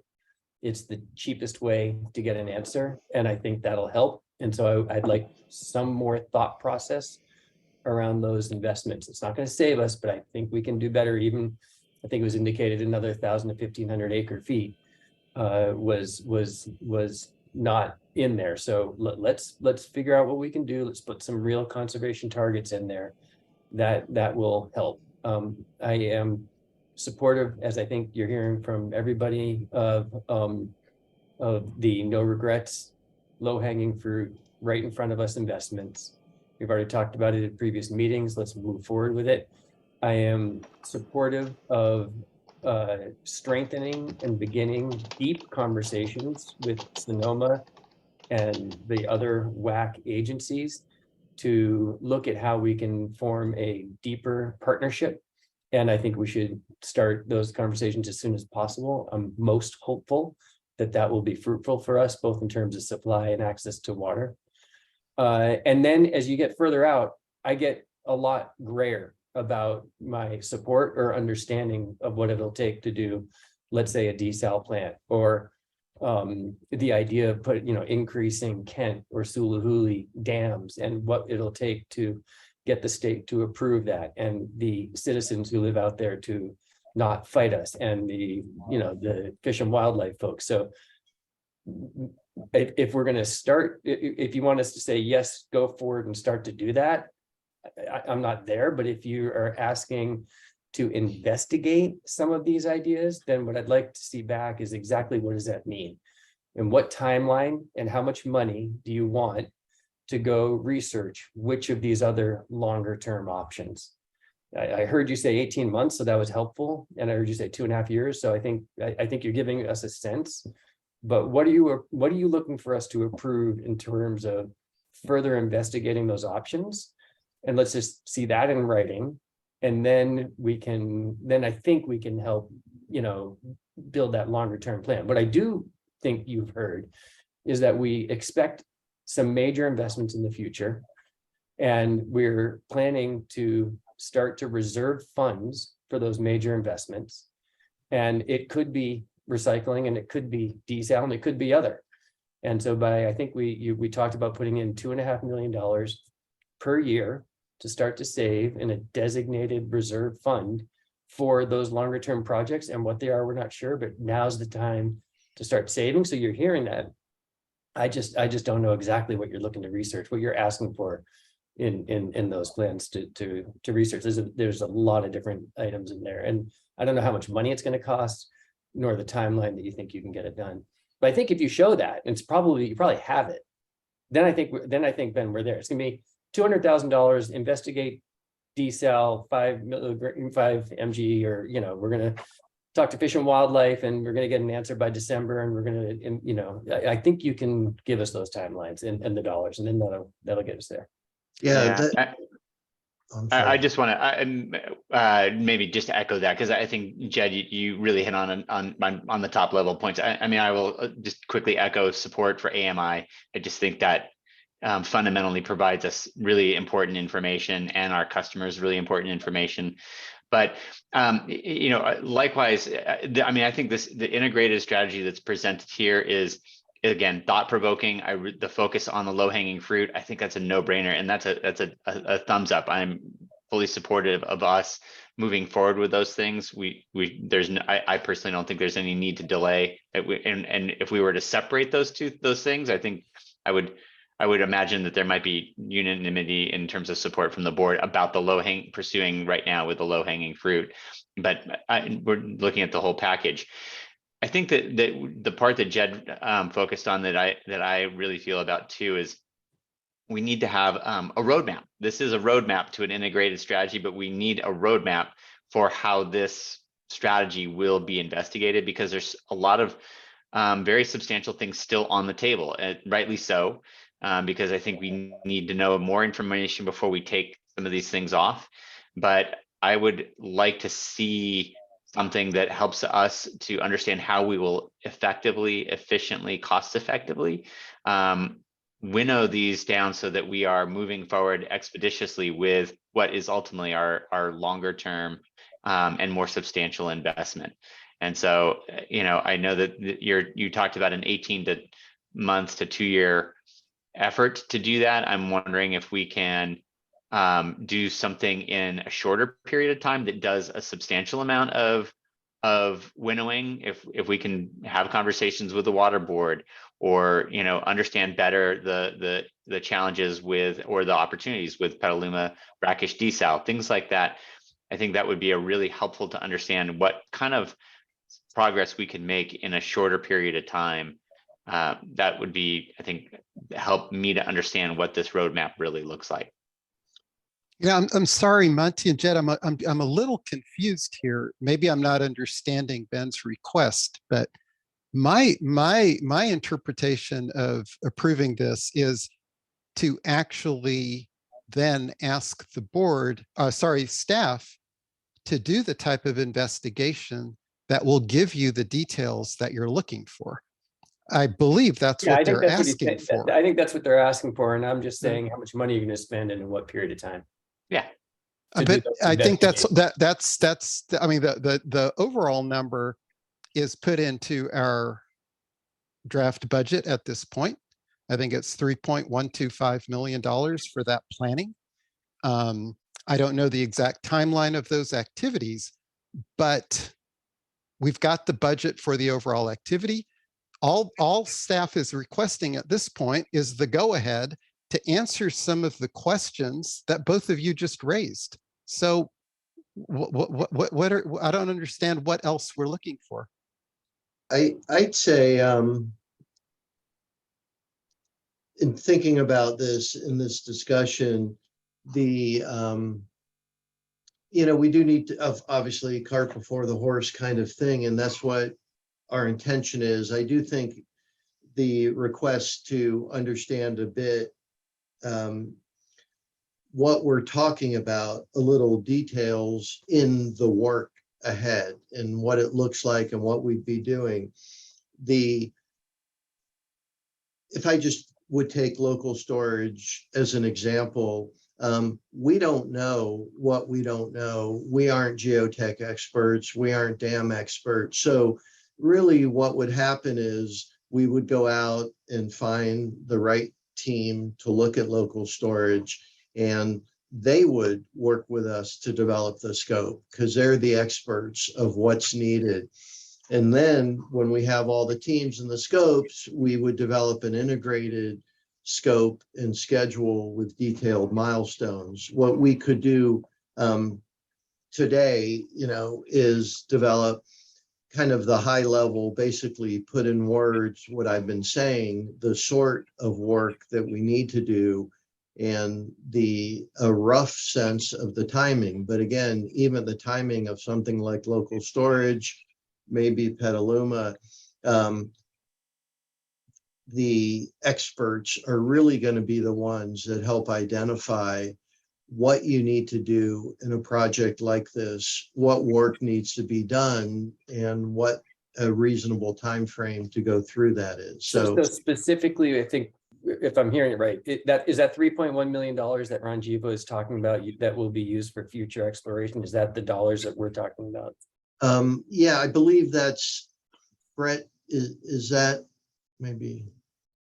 Yeah, that's right. So that's the portion of the water supply expenditure we talked about last week. 3.1 million is just for the roadmap implementation and pre-design work. 3.1 million per year over the next. And so let's just say, as an example, some of that money could be used to investigate any one of the options. And if we don't go with the integrated, that means we're not going to use any of that money to investigate desal.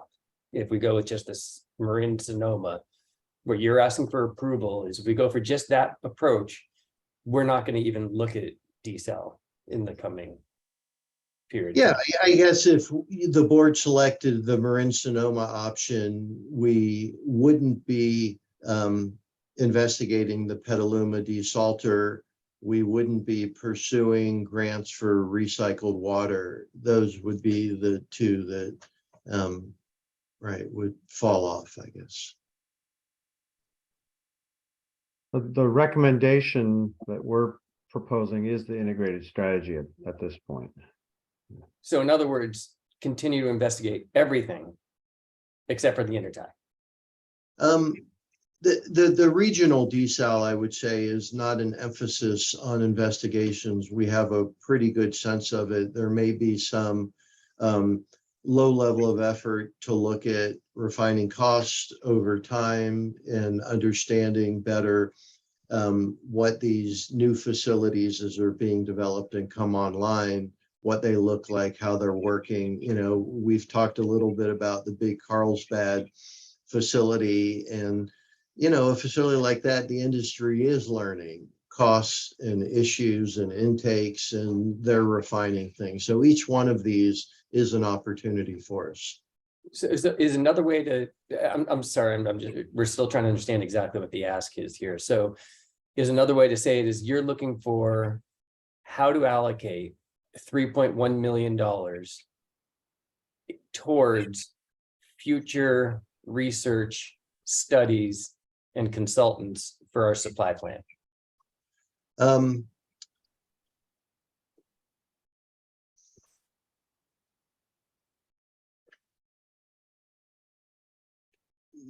Yes, specifically in the implementation of this direction.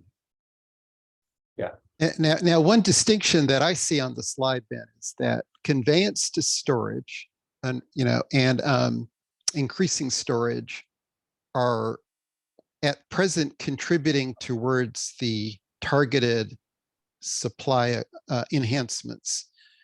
Desalinization and recycled water, conservation is also contributing to the targets.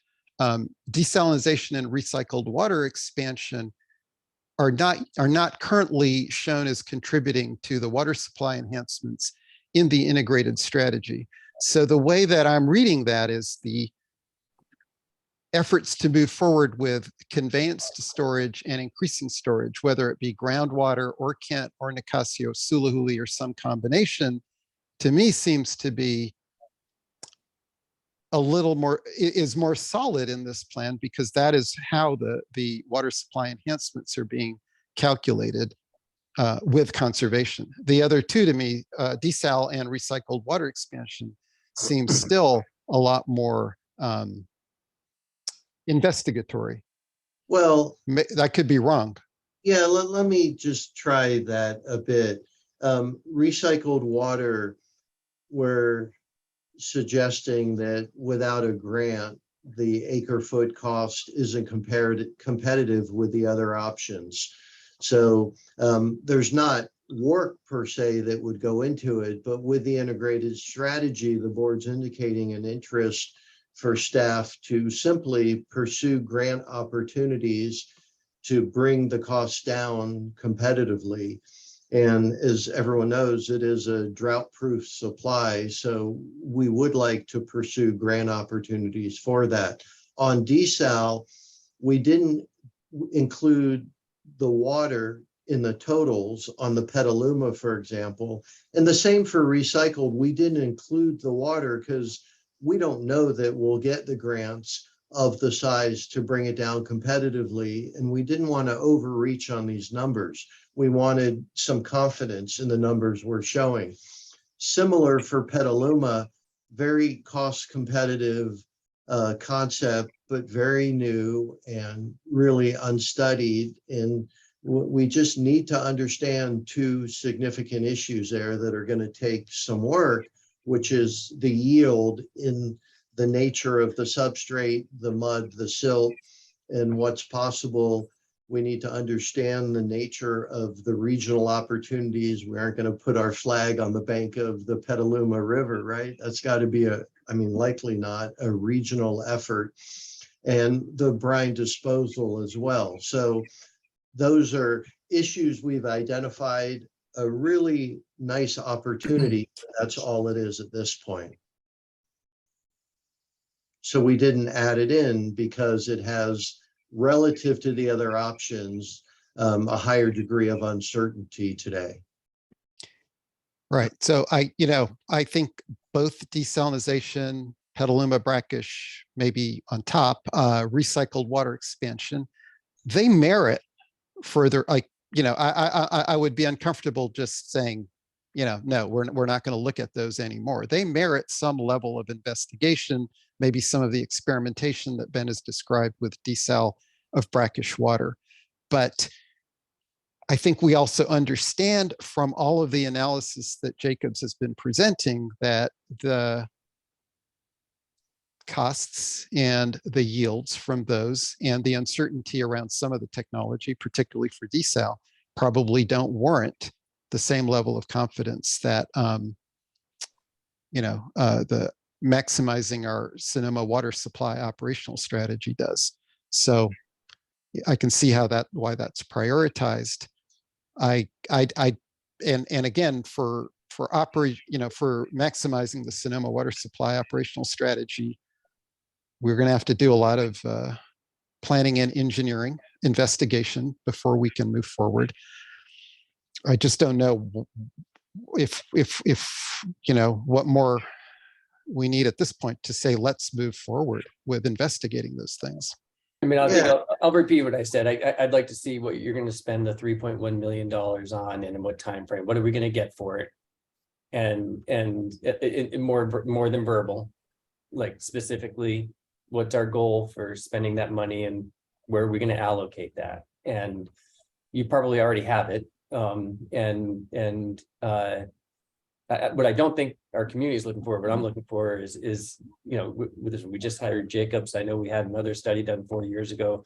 I don't want to have now it be perceived that we're going to have another 4 times bigger amount of studies, you know, of almost everything. We're just taking a couple things off. So hopefully what we'll get out of this is a real clear direction from what you want to do with that 3.1. And then I think you're sewing together your plan because you have the short term. I think you've heard support in getting conservation higher on the table in terms of water savings and AMI in there.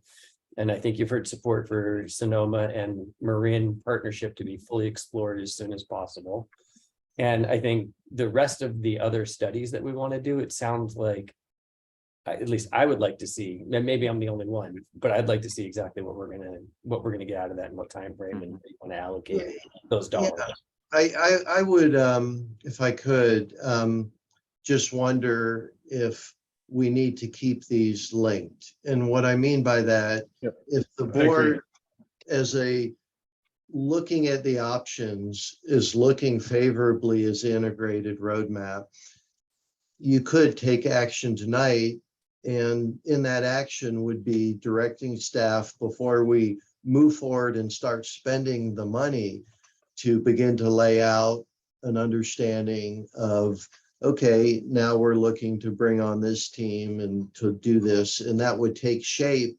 And we just, I guess what I'm saying is we wouldn't lose time. And I also appreciate the comment, President Schmidt, of separating, because it does feel like if I just ask the board, can we proceed on low-hanging fruit, that would be easy. I'm resisting the temptation because it feels like we need to move on all these. We need to start the work. We need to start bringing on the teams to answer these questions. But, you know, ultimately, it's certainly the board's call. Yeah, I want to be clear. I wasn't actually making that as a proposal. I was trying to separate where there's clarity and where there's still questions. And speaking of questions, I kind of want to. It's now 7:20, and I know we've got a lot of folks who've tuned in. I'm wondering. I want to, of course, respect the board members if they have further questions, but I'm wondering if not, whether we could open up to public comment and we'll loop back around. Well, and then come back to, because I think Ben's looking for real Yeah, direction. we need some clarification.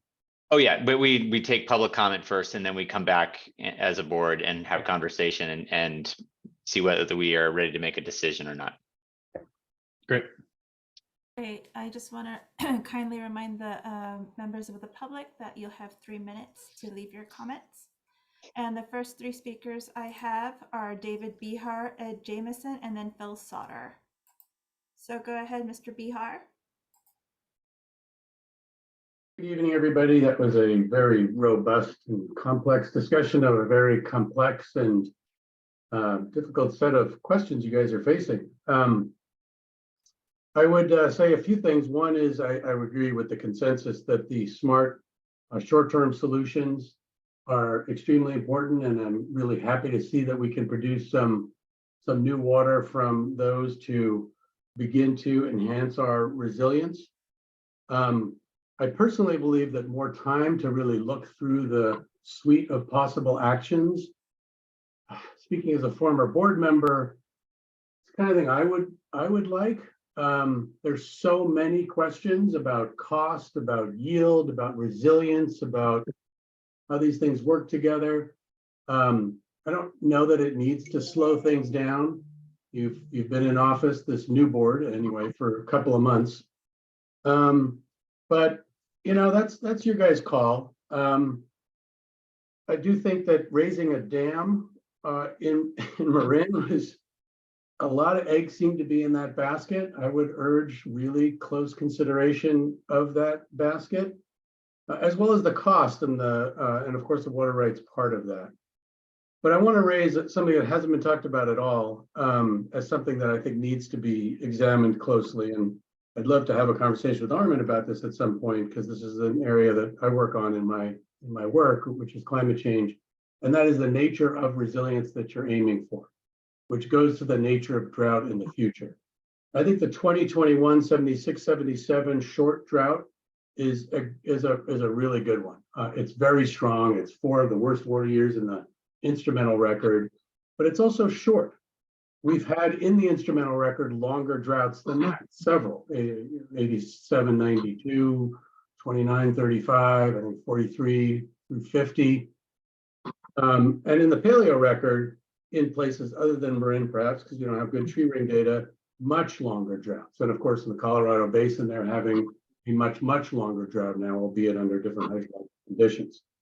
The 7 to 8 year drought in the consultant was less severe, but maybe we'll have a 7 or 8 year drought that is not less severe than the 4-year short-term drought. And since that is such an important underpinning of understanding vulnerability, understanding resilience, I would just urge a little more time be spent on that underpinning so that when you're aiming for water, you're aiming for the right amount of water. Thanks.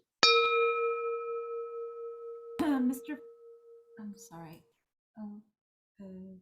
Okay, I'll just move on to Mr. Phil Sauter since is Mr. Jameson still on? I am. Can you hear me? Good. Yes, now I can see you. Yes, go ahead, sir. Okay, great. Technical difficulties. First, thank you, Jacobs, for covering the vast panoply of alternatives that you worked through.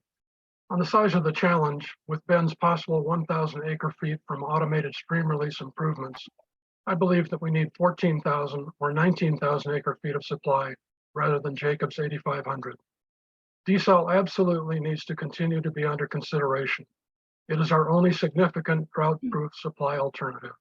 Concerning raising a dam by 20,000 acre-feet, I believe it would not add 5,000 acre-feet of supply annually, more like 4,000 acre-feet because of evaporation, consistent with the 2040 study that was done in 2017, or less if we had to somewhat increase our stream releases.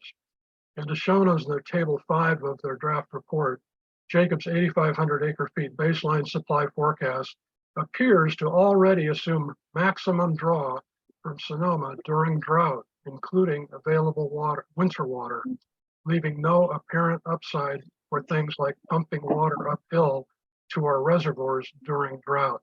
And finally, it's time to move forward. Staff can lay out the needed studies and move forward with that. They have the budget established already in the COSA rate process, and we need to just let the staff move forward with this tonight. We've got the background, let's start moving. Thanks. Thank you, sir. Mr. Phil Sauter. Thank you. Many thanks for adding conservation as a valid source of water supply over the last few months, though I think we agree it has not yet fully been given the focus and level of analysis as the other options in the roadmap. When Paul Mann and Madaus looked at conservation assumptions a few months ago, my hope was they'd be able to provide fresh ideas for more aggressive results, or perhaps the same results on a quicker timetable. While both felt that staff's conservation assumptions were comfortably reachable, they both agreed there were more aggressive programs available that other water districts had used successfully. But these programs have not yet been explored, and detailed budgets were not developed as fully as they have been for all the other options. I'd also hope to see the Jacobs model run with more aggressive demand reduction assumptions included. I expect this could significantly change the numbers regarding supply required from the other options. If true, the board may be making decisions based on suboptimal or incomplete information. I was glad to hear Ben allow for adjustments to demand management options going forward, but these adjustments would be made at some future date and may require the board to go back and rethink decisions already made, continuing to drag out the process. So I'd recommend using the time Mother Nature has given us with full reservoirs and delay approval of the roadmap for a few more weeks while we take a closer look at seeing if the current conservation goal of 4,000 acre-feet by 2045 can either be increased and or speeded up by 5 or 10 or 20 years. By getting much needed clarity on the potential for demand management before the roadmap is approved, I believe we'll make better decisions and ones that won't have to be continually revisited.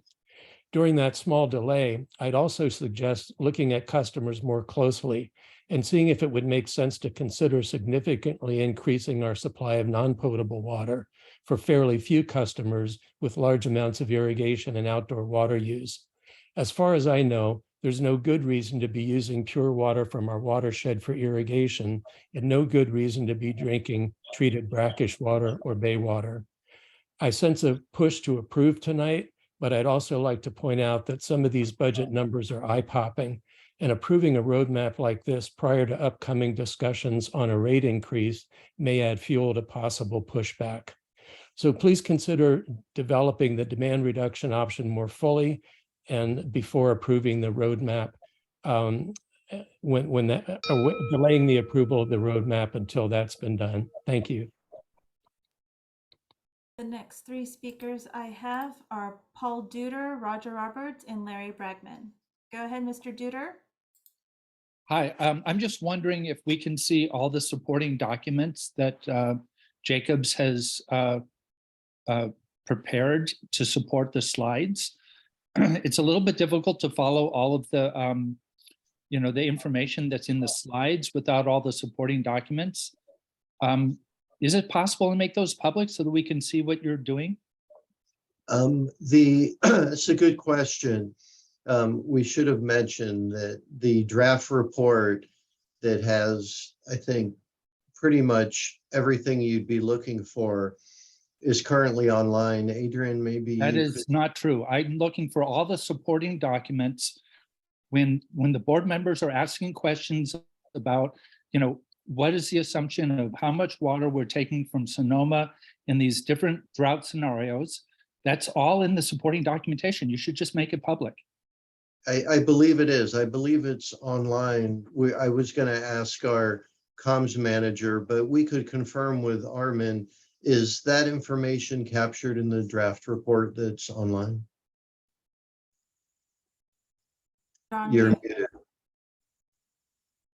Yeah, I'm sorry. The working draft of the report, I assume it's posted online. I did not post it, but it includes everything up to the roadmaps and the strategy. So it has everything about all the alternatives, the basis for the scenarios, the assumptions that went into that. It doesn't have this component that we're talking about with the board yet, because we need to have this discussion before it gets written up. Right, but all the pieces, the foundational pieces that make that up is in there. Adrian, where would we find it, or Terry, do you know? Yeah, it's on our website at marinwater.org/water supply resiliency. And it's in a blue call out box, the draft report at the top of that webpage. Okay, I think that I've been looking at that. That's been online for a while, right? That's not new. That's been up since, late January, I think. Yeah. So for example, there was a slide that showed if we had the integrated approach, how that would affect the amount of water in different years. But it doesn't say the components that are basically, in that graph. In other words, what is the contribution from desal? What is the contribution from Sonoma water? What is the, what is the breakdown of what are the numbers that go into making the graph so that we can see what the numbers are? Paul or Armin, is there an answer to that? Because what we do want, and we've strove to be very transparent and have all the information available. I thought some of it might have been in the presentation. It might have been the slide or two that was skipped, but Paul or Armin, how would you best respond to that? Yeah, well, I can start off. So I'm just looking at it right now. So everything that's posted out there, with the exception of the two sections that are currently being discussed with the board on strategies and portfolios, are documented in the draft report or the working draft. Each of the alternatives are defined, and the cost and yield and the evaluation are within section 7, I believe, 6 and 7. These final roadmaps, though, are not yet in the document because we're having this discussion with board and staff. So But Armin, you could, you know exactly, for example, with the integrated roadmap and the chart, right at the end, there's a note on there that says that it includes the Marin Sonoma options plus Petaluma desal, for example. So we do know what the components are that make up that chart, and I think that's what Mr. Duder is asking for. So we can try to connect with him, and if you're still on, Mr. Duder, if you reach out to me in the morning, I'd be happy to try to get that information to you. Thank you, Paul. Thank you. Mr. Roger Roberts, Larry Bragman, and then Larry Menekes. Go ahead, Mr. Roberts. Can you hear me? Yes, sir. I have this is a wonderful presentation tonight. I was confused as to what is being proposed for the work going forward and where it would be focused. And I think I have a better understanding now as a result of the exchange that took place at the end of the presentation by Armand. On the storage issue, I hope I'm correct, but I don't believe it includes the inundation costs of the purchase of land necessary to accommodate the increased storage. And if I am correct, then that needs to be included as part of the cost of the project, and it'll change the economics substantially when you do that.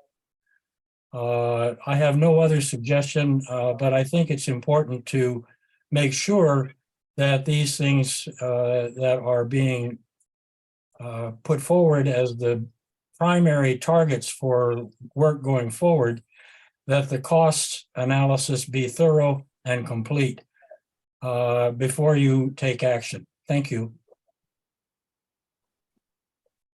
Larry Bragman. Can you hear me now? Yes, sir. Okay, thanks. So just a couple points to President Schmidt's question about our water rights. Our water rights, based on the information I got from Paul a few months ago, are 75,850 acre feet per year. The bathymetric studies most recently done indicate that our total Lagunitas Creek storage, including Nicasio, are 67,821.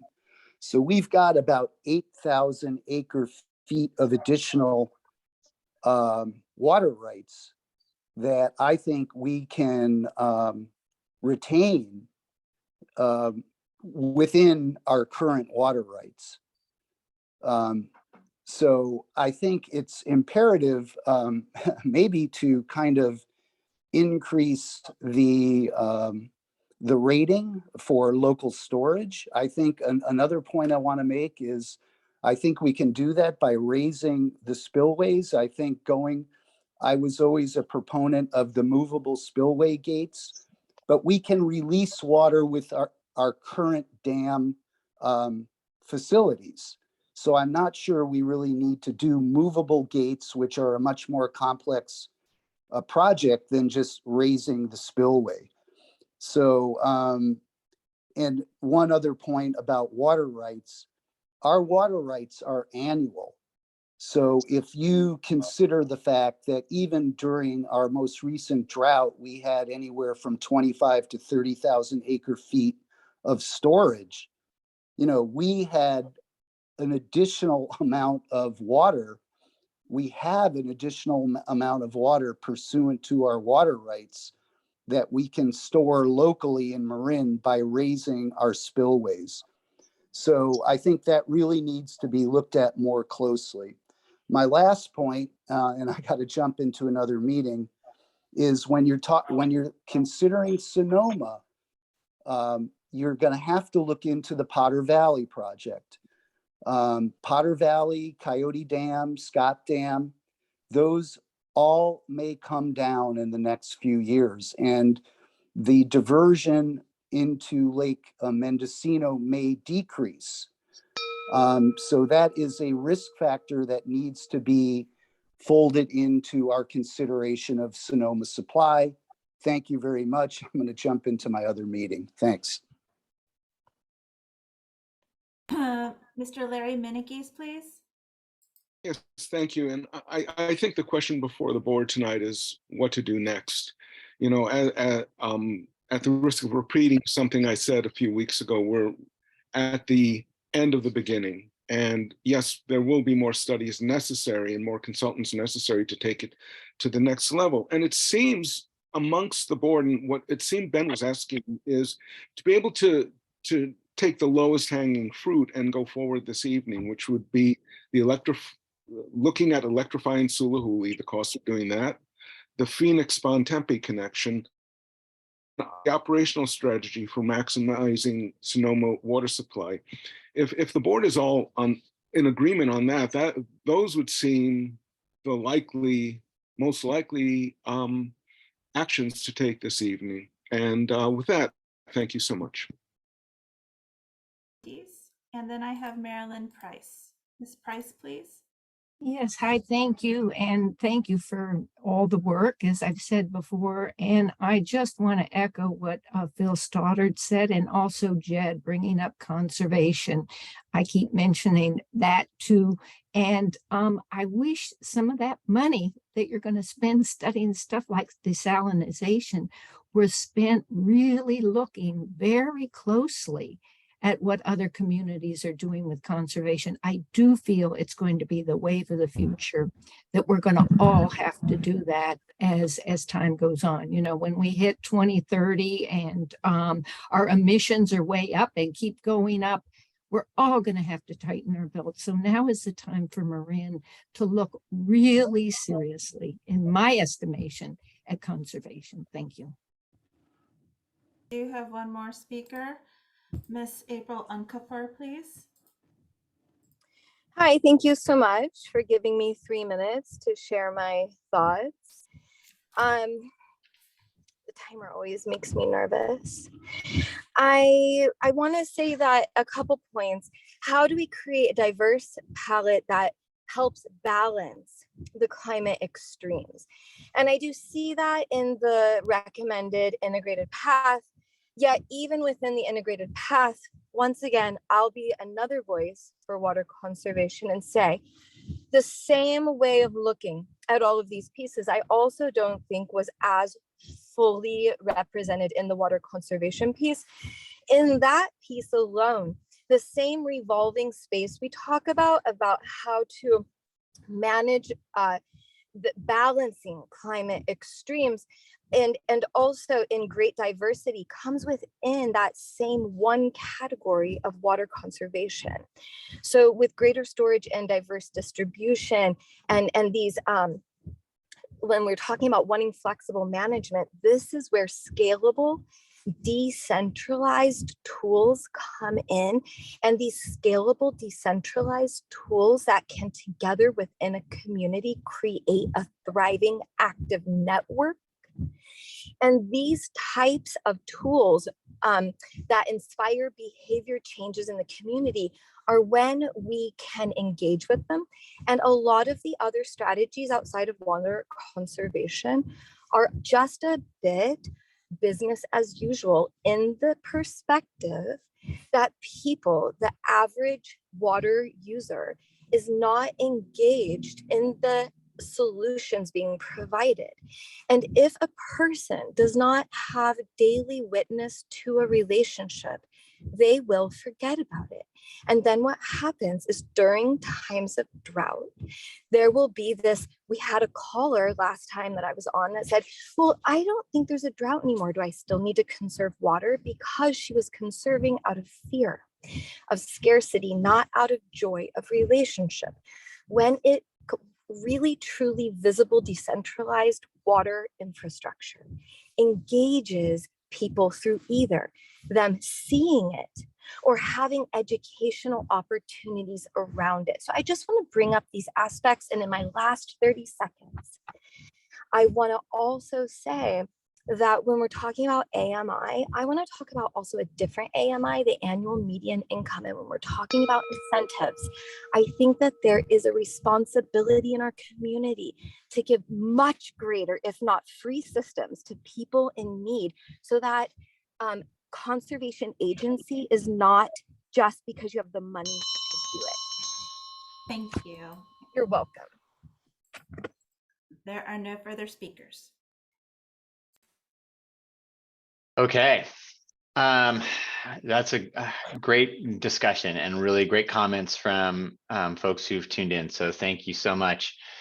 I think, you know, it's very interesting. I'll just say my own personal view of what I see happening here is that there's a lot of support for what we have in front of us, but still some really important questions about different elements. And I think whether we make it, I'll just say whether we make a decision tonight or on March 7th, I don't think we're losing time. I think we have some time, but I also want to respect and share that sense of urgency that we are continuing to move forward with precision.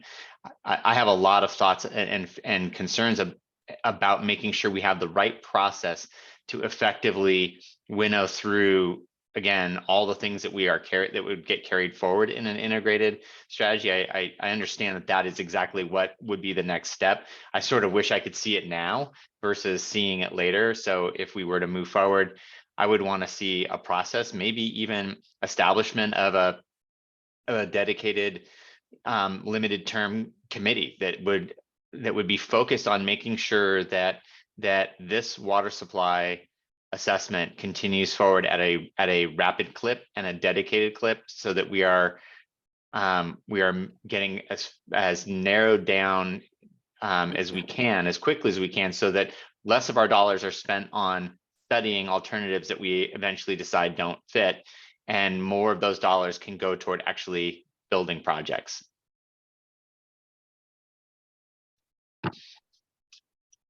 Other board members? I think we haven't heard from Larry Russell about his view of approving the recommended options from the staff. Okay, you heard me before. We're in the measure twice, cut once mode. I think that the proposals we have in front of us are logical. I understand the urgency that you guys feel. You know, it's a company, it moves along. It needs to consider all of the information and make decisions. You can't make the decisions without the information. I'm comfortable moving forward tonight.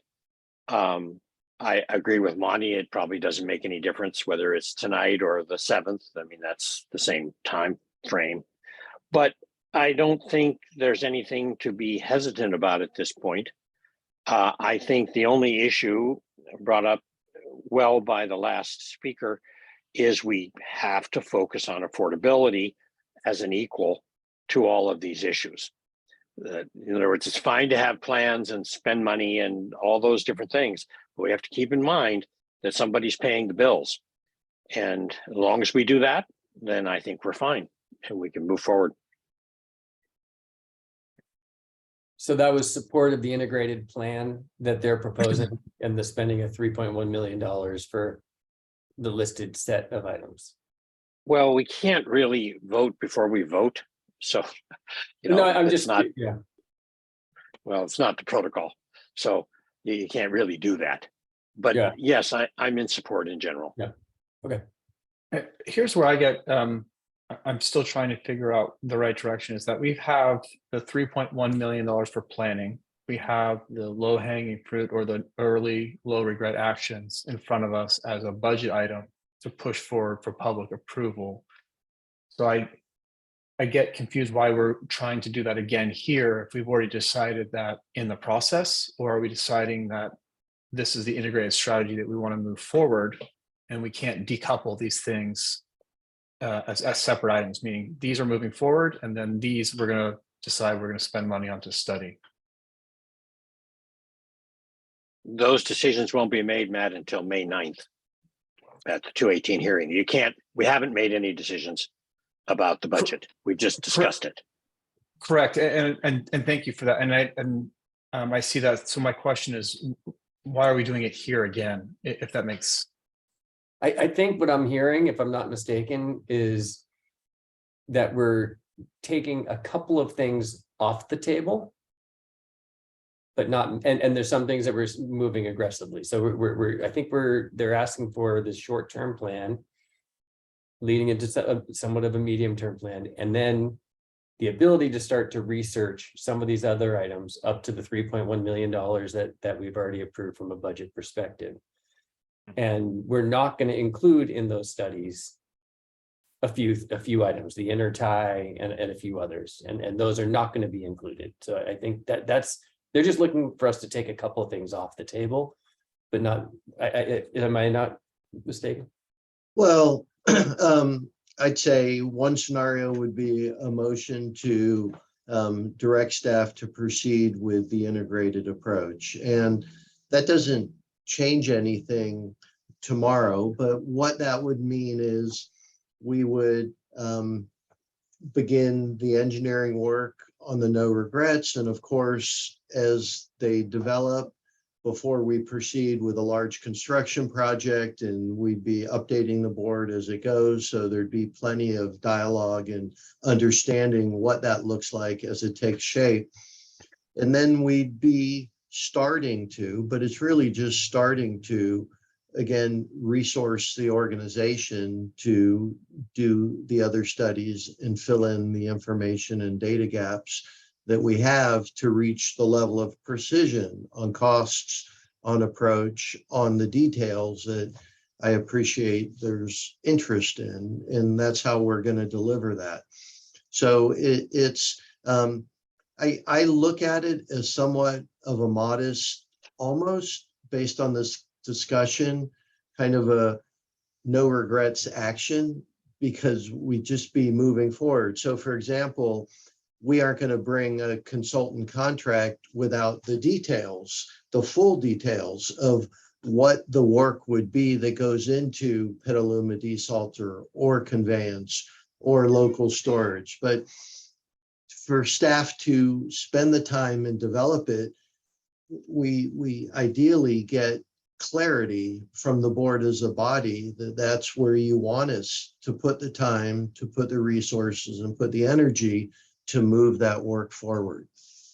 Ben, do you have in the world I come from, I think that makes sense. I just would like to see what you're going to spend the $3.1 million on, the timeline, what milestones you want to achieve by it, what the results are, what the goals are for each of the different line items in that 3.1. Overall, I'm comfortable spending that amount of money to pursue the plan. I'm comfortable with the integrated approach. I'm comfortable with taking the things off that you took off. I just want to know exactly what I'll say it again, your expenditures itemized, your timeline, your goals, and what metrics, what do you want to achieve with each part of those studies?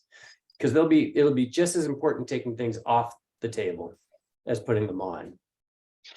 Ben, do you have and maybe it's okay if you don't, I mean, this integrated approach, it's the first time we've seen it. So it wouldn't, but a question is, do you have, if we said go forward, do you have already an outline or a full implementation plan of what you would do over the next 6, 12, 18 months to develop these things? Because I think that in part, I think it gets at Jed's question, which is how will the funds that we are setting aside to investigate and further develop these, how will that proceed?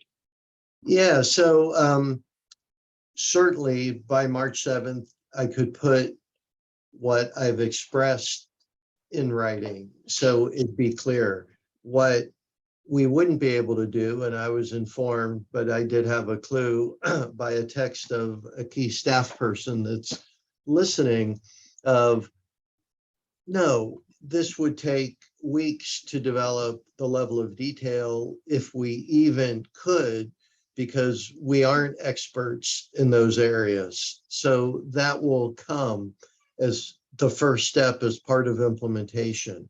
again, where the dam person would sit with us. And frankly, through the RFP process, you'd get insight into what the different consultants may think in terms of approach, and we benefit from that. And then the selected consultant, the first step would be develop a detailed scope.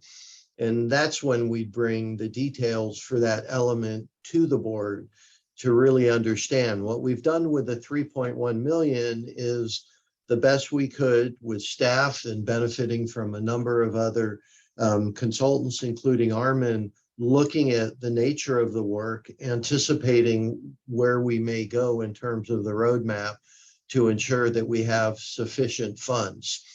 But the details of the work and the milestones and the schedules, that's still some time away. And I wouldn't want, to get kind of in a chicken or the egg thing versus if the board's inclined to move in this direction, tell us formally as a body and we'll start moving. But there's not going to be any surprises coming to the board. All of that's going to be brought to the board as we're able to develop it with the support that we'll need to do that.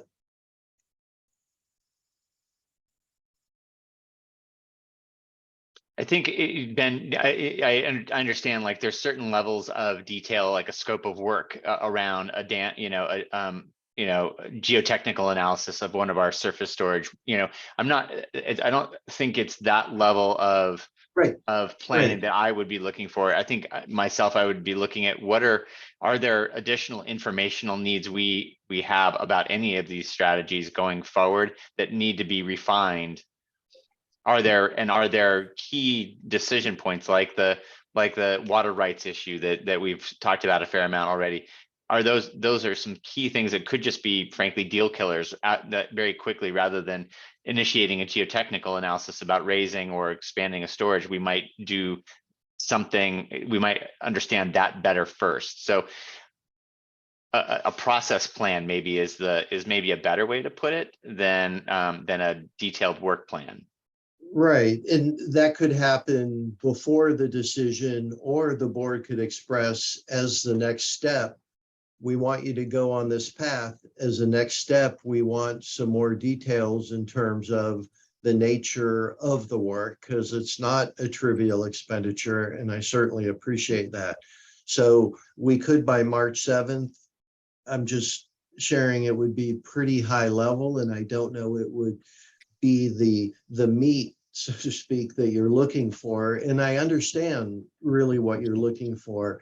And I'm just suggesting that probably would be the first step of the implementation. And we would need support to develop really, I believe, probably what you're looking for. That said, by March 7th, we could certainly in a staff report, again, at a somewhat high level, put in writing, so you have more clarity than having to ask the question and me just respond verbally. Ben, I think you're getting a tremendous amount of support, and frankly, I think the team deserves it, and I think we should be happy with what Armin's put forward, the incredible work of Paul. I mean, this has been a long journey, and I think we have an opportunity now to step up. Our community has asked us to do it, and we're doing it. We are on the cusp of approving significant funds to invest in storage, supply, conservation to the tune that our community has never seen before. And now we're getting down to the implementation stage, and I think we need to kind of partner with you and the staff and get there. So I'm supportive of your integrated plan. I think it's a thoughtful way to go. The sooner we start to take items off of there, the better, right? Because there's a lot of studies. The spillway gate's going to be an enormous effort to understand. Same with the Sonoma Marin partnership. Same with desal. There's an enormous amount. So I really would like to see, if it's March 7th, fine. But I would like to see as much of a business plan as Monty's asking for around the where you're going to spend that money and that research and the timeline and our goals and objectives. I think we can get there. And that'll give us kind of a roadmap. That'll give us a timeline of when we can make these achievements. But I think you're right on the cusp. So I'm thrilled to be a part of it. Yeah, I would say likewise. And I would rather not get something on the 7th that jams the process of giving it some real thought. But I appreciate, Ben, your willingness to pull something together. But this is I think this is a very well thought out series of options for us to consider and to continue investigating. I wanted to, if I didn't understand exactly what you said, and I want to, in terms of, right, I'm trying to say, whether it's the 7th or maybe even the following board meeting, there's some limits now to what we can pull together. Certainly, if we go 2 weeks from the 7th, we're near, late March, that would be a bit more robust. But I think that my recommendation would be based if the board as a body is interested in having this before making the decision. I would want to maybe jam Paul a little bit, but work with him and see what we could bring on the 7th and break down the different elements and explain in writing the sort of activities and investigations that we would expect to do and our sense of the timing. Because really that would be refined when we bring the team on to do the work. Yeah, I guess I want to put it to it, of course, is going to a board vote here. So I will just say myself, I'm comfortable knowing that we are on the same page about this as a next step. And I feel like I would be comfortable going forward, knowing that this would be one of the first things that we would do.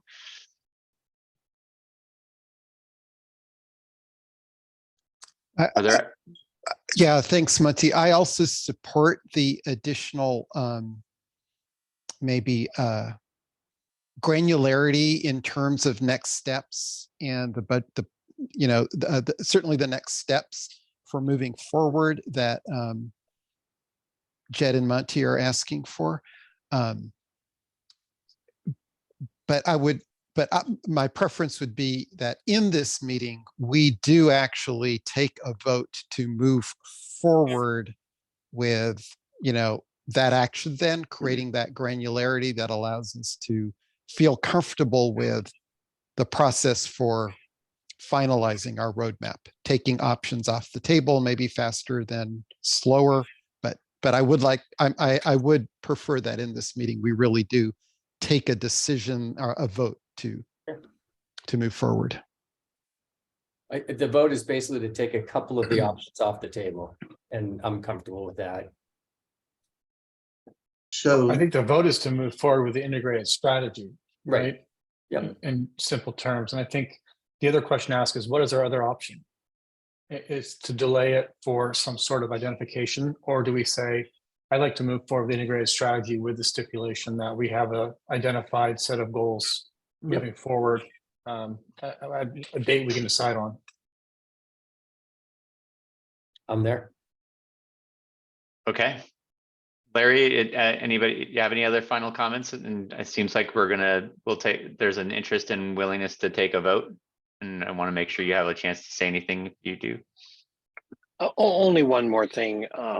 I think we have to do a good job of clearly identifying the role for conservation and the cost effectiveness of that approach. Phil Sauter is right. It's a good thing to expand the purple pipe approach. The problem is the cost of infrastructure. And, we're looking at that. We're looking at Peacock Gap. We're looking at the Meadow Club. So there's things happening along those lines. It just, again, they're pretty hefty projects, and they take a bite of the budget to do that. So I think that's all. We need to keep all the alternatives on the table as long as we can to make the right decision and view them in the right scenario, so that we can see what will produce the lowest cost total water supply. The one thing that I think is being overlooked here is that I've said this before and I'll say it again. All of these alternatives are higher cost than our current water supply. So, you know, be aware that there's impacts coming on the cost of the water when you reach out to things like desal. I mean, you heard it clearly tonight. I don't know if it's going to take that much pressure to actually desal, but it's numbers like 10 times the pressure, 10 times the energy that is required to pump the water. So it's a big hit, and it's going to cost a lot of capital and a lot of operating costs. So with that, I'll stop talking. Okay, well, can I get a motion to approve the motion? I guess it would be to move forward with the integrated strategy roadmap. And do you want, Molly, did you want to frame it, or is there?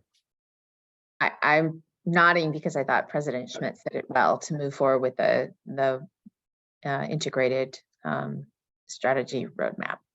And we could, if the motion, whoever makes it wants to augment it by directing staff as the initial step, bringing in those comments to, you know, work with the board to clearly identify goals and next steps and processes and the nature of the studies. That would be certainly our next step. Certainly, we could add that to the motion. So moved. I'll second it. Can I get a roll call? Yes. Vice President Kush, Aye. Director Russell, Aye. Director Sampson, Aye. Director Smith, Aye. and President Schmidt.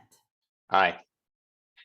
Great work, folks. Great discussion. And again, thank you to all of our members of our community that are showing up, and to those who've taken the time to read the incredible amount of work that has gone into the presentations, and to the staff. Thank you for staying late at work, and all the work that it's taken to bring this to us. I think this is a really important step forward. So thank you. I'd like just once again to thank Armin and the Jacobs team. But it was really a nice work, and I know we worked you a bit through it in terms of, you know, adding to your scope, and really appreciate the content and approach and professionalism you brought to this, and the engagement with the board and the public. Really has been appreciated, Armin. Yeah, thanks. My pleasure. Okay, with that, we are adjourned. Have a good evening, folks.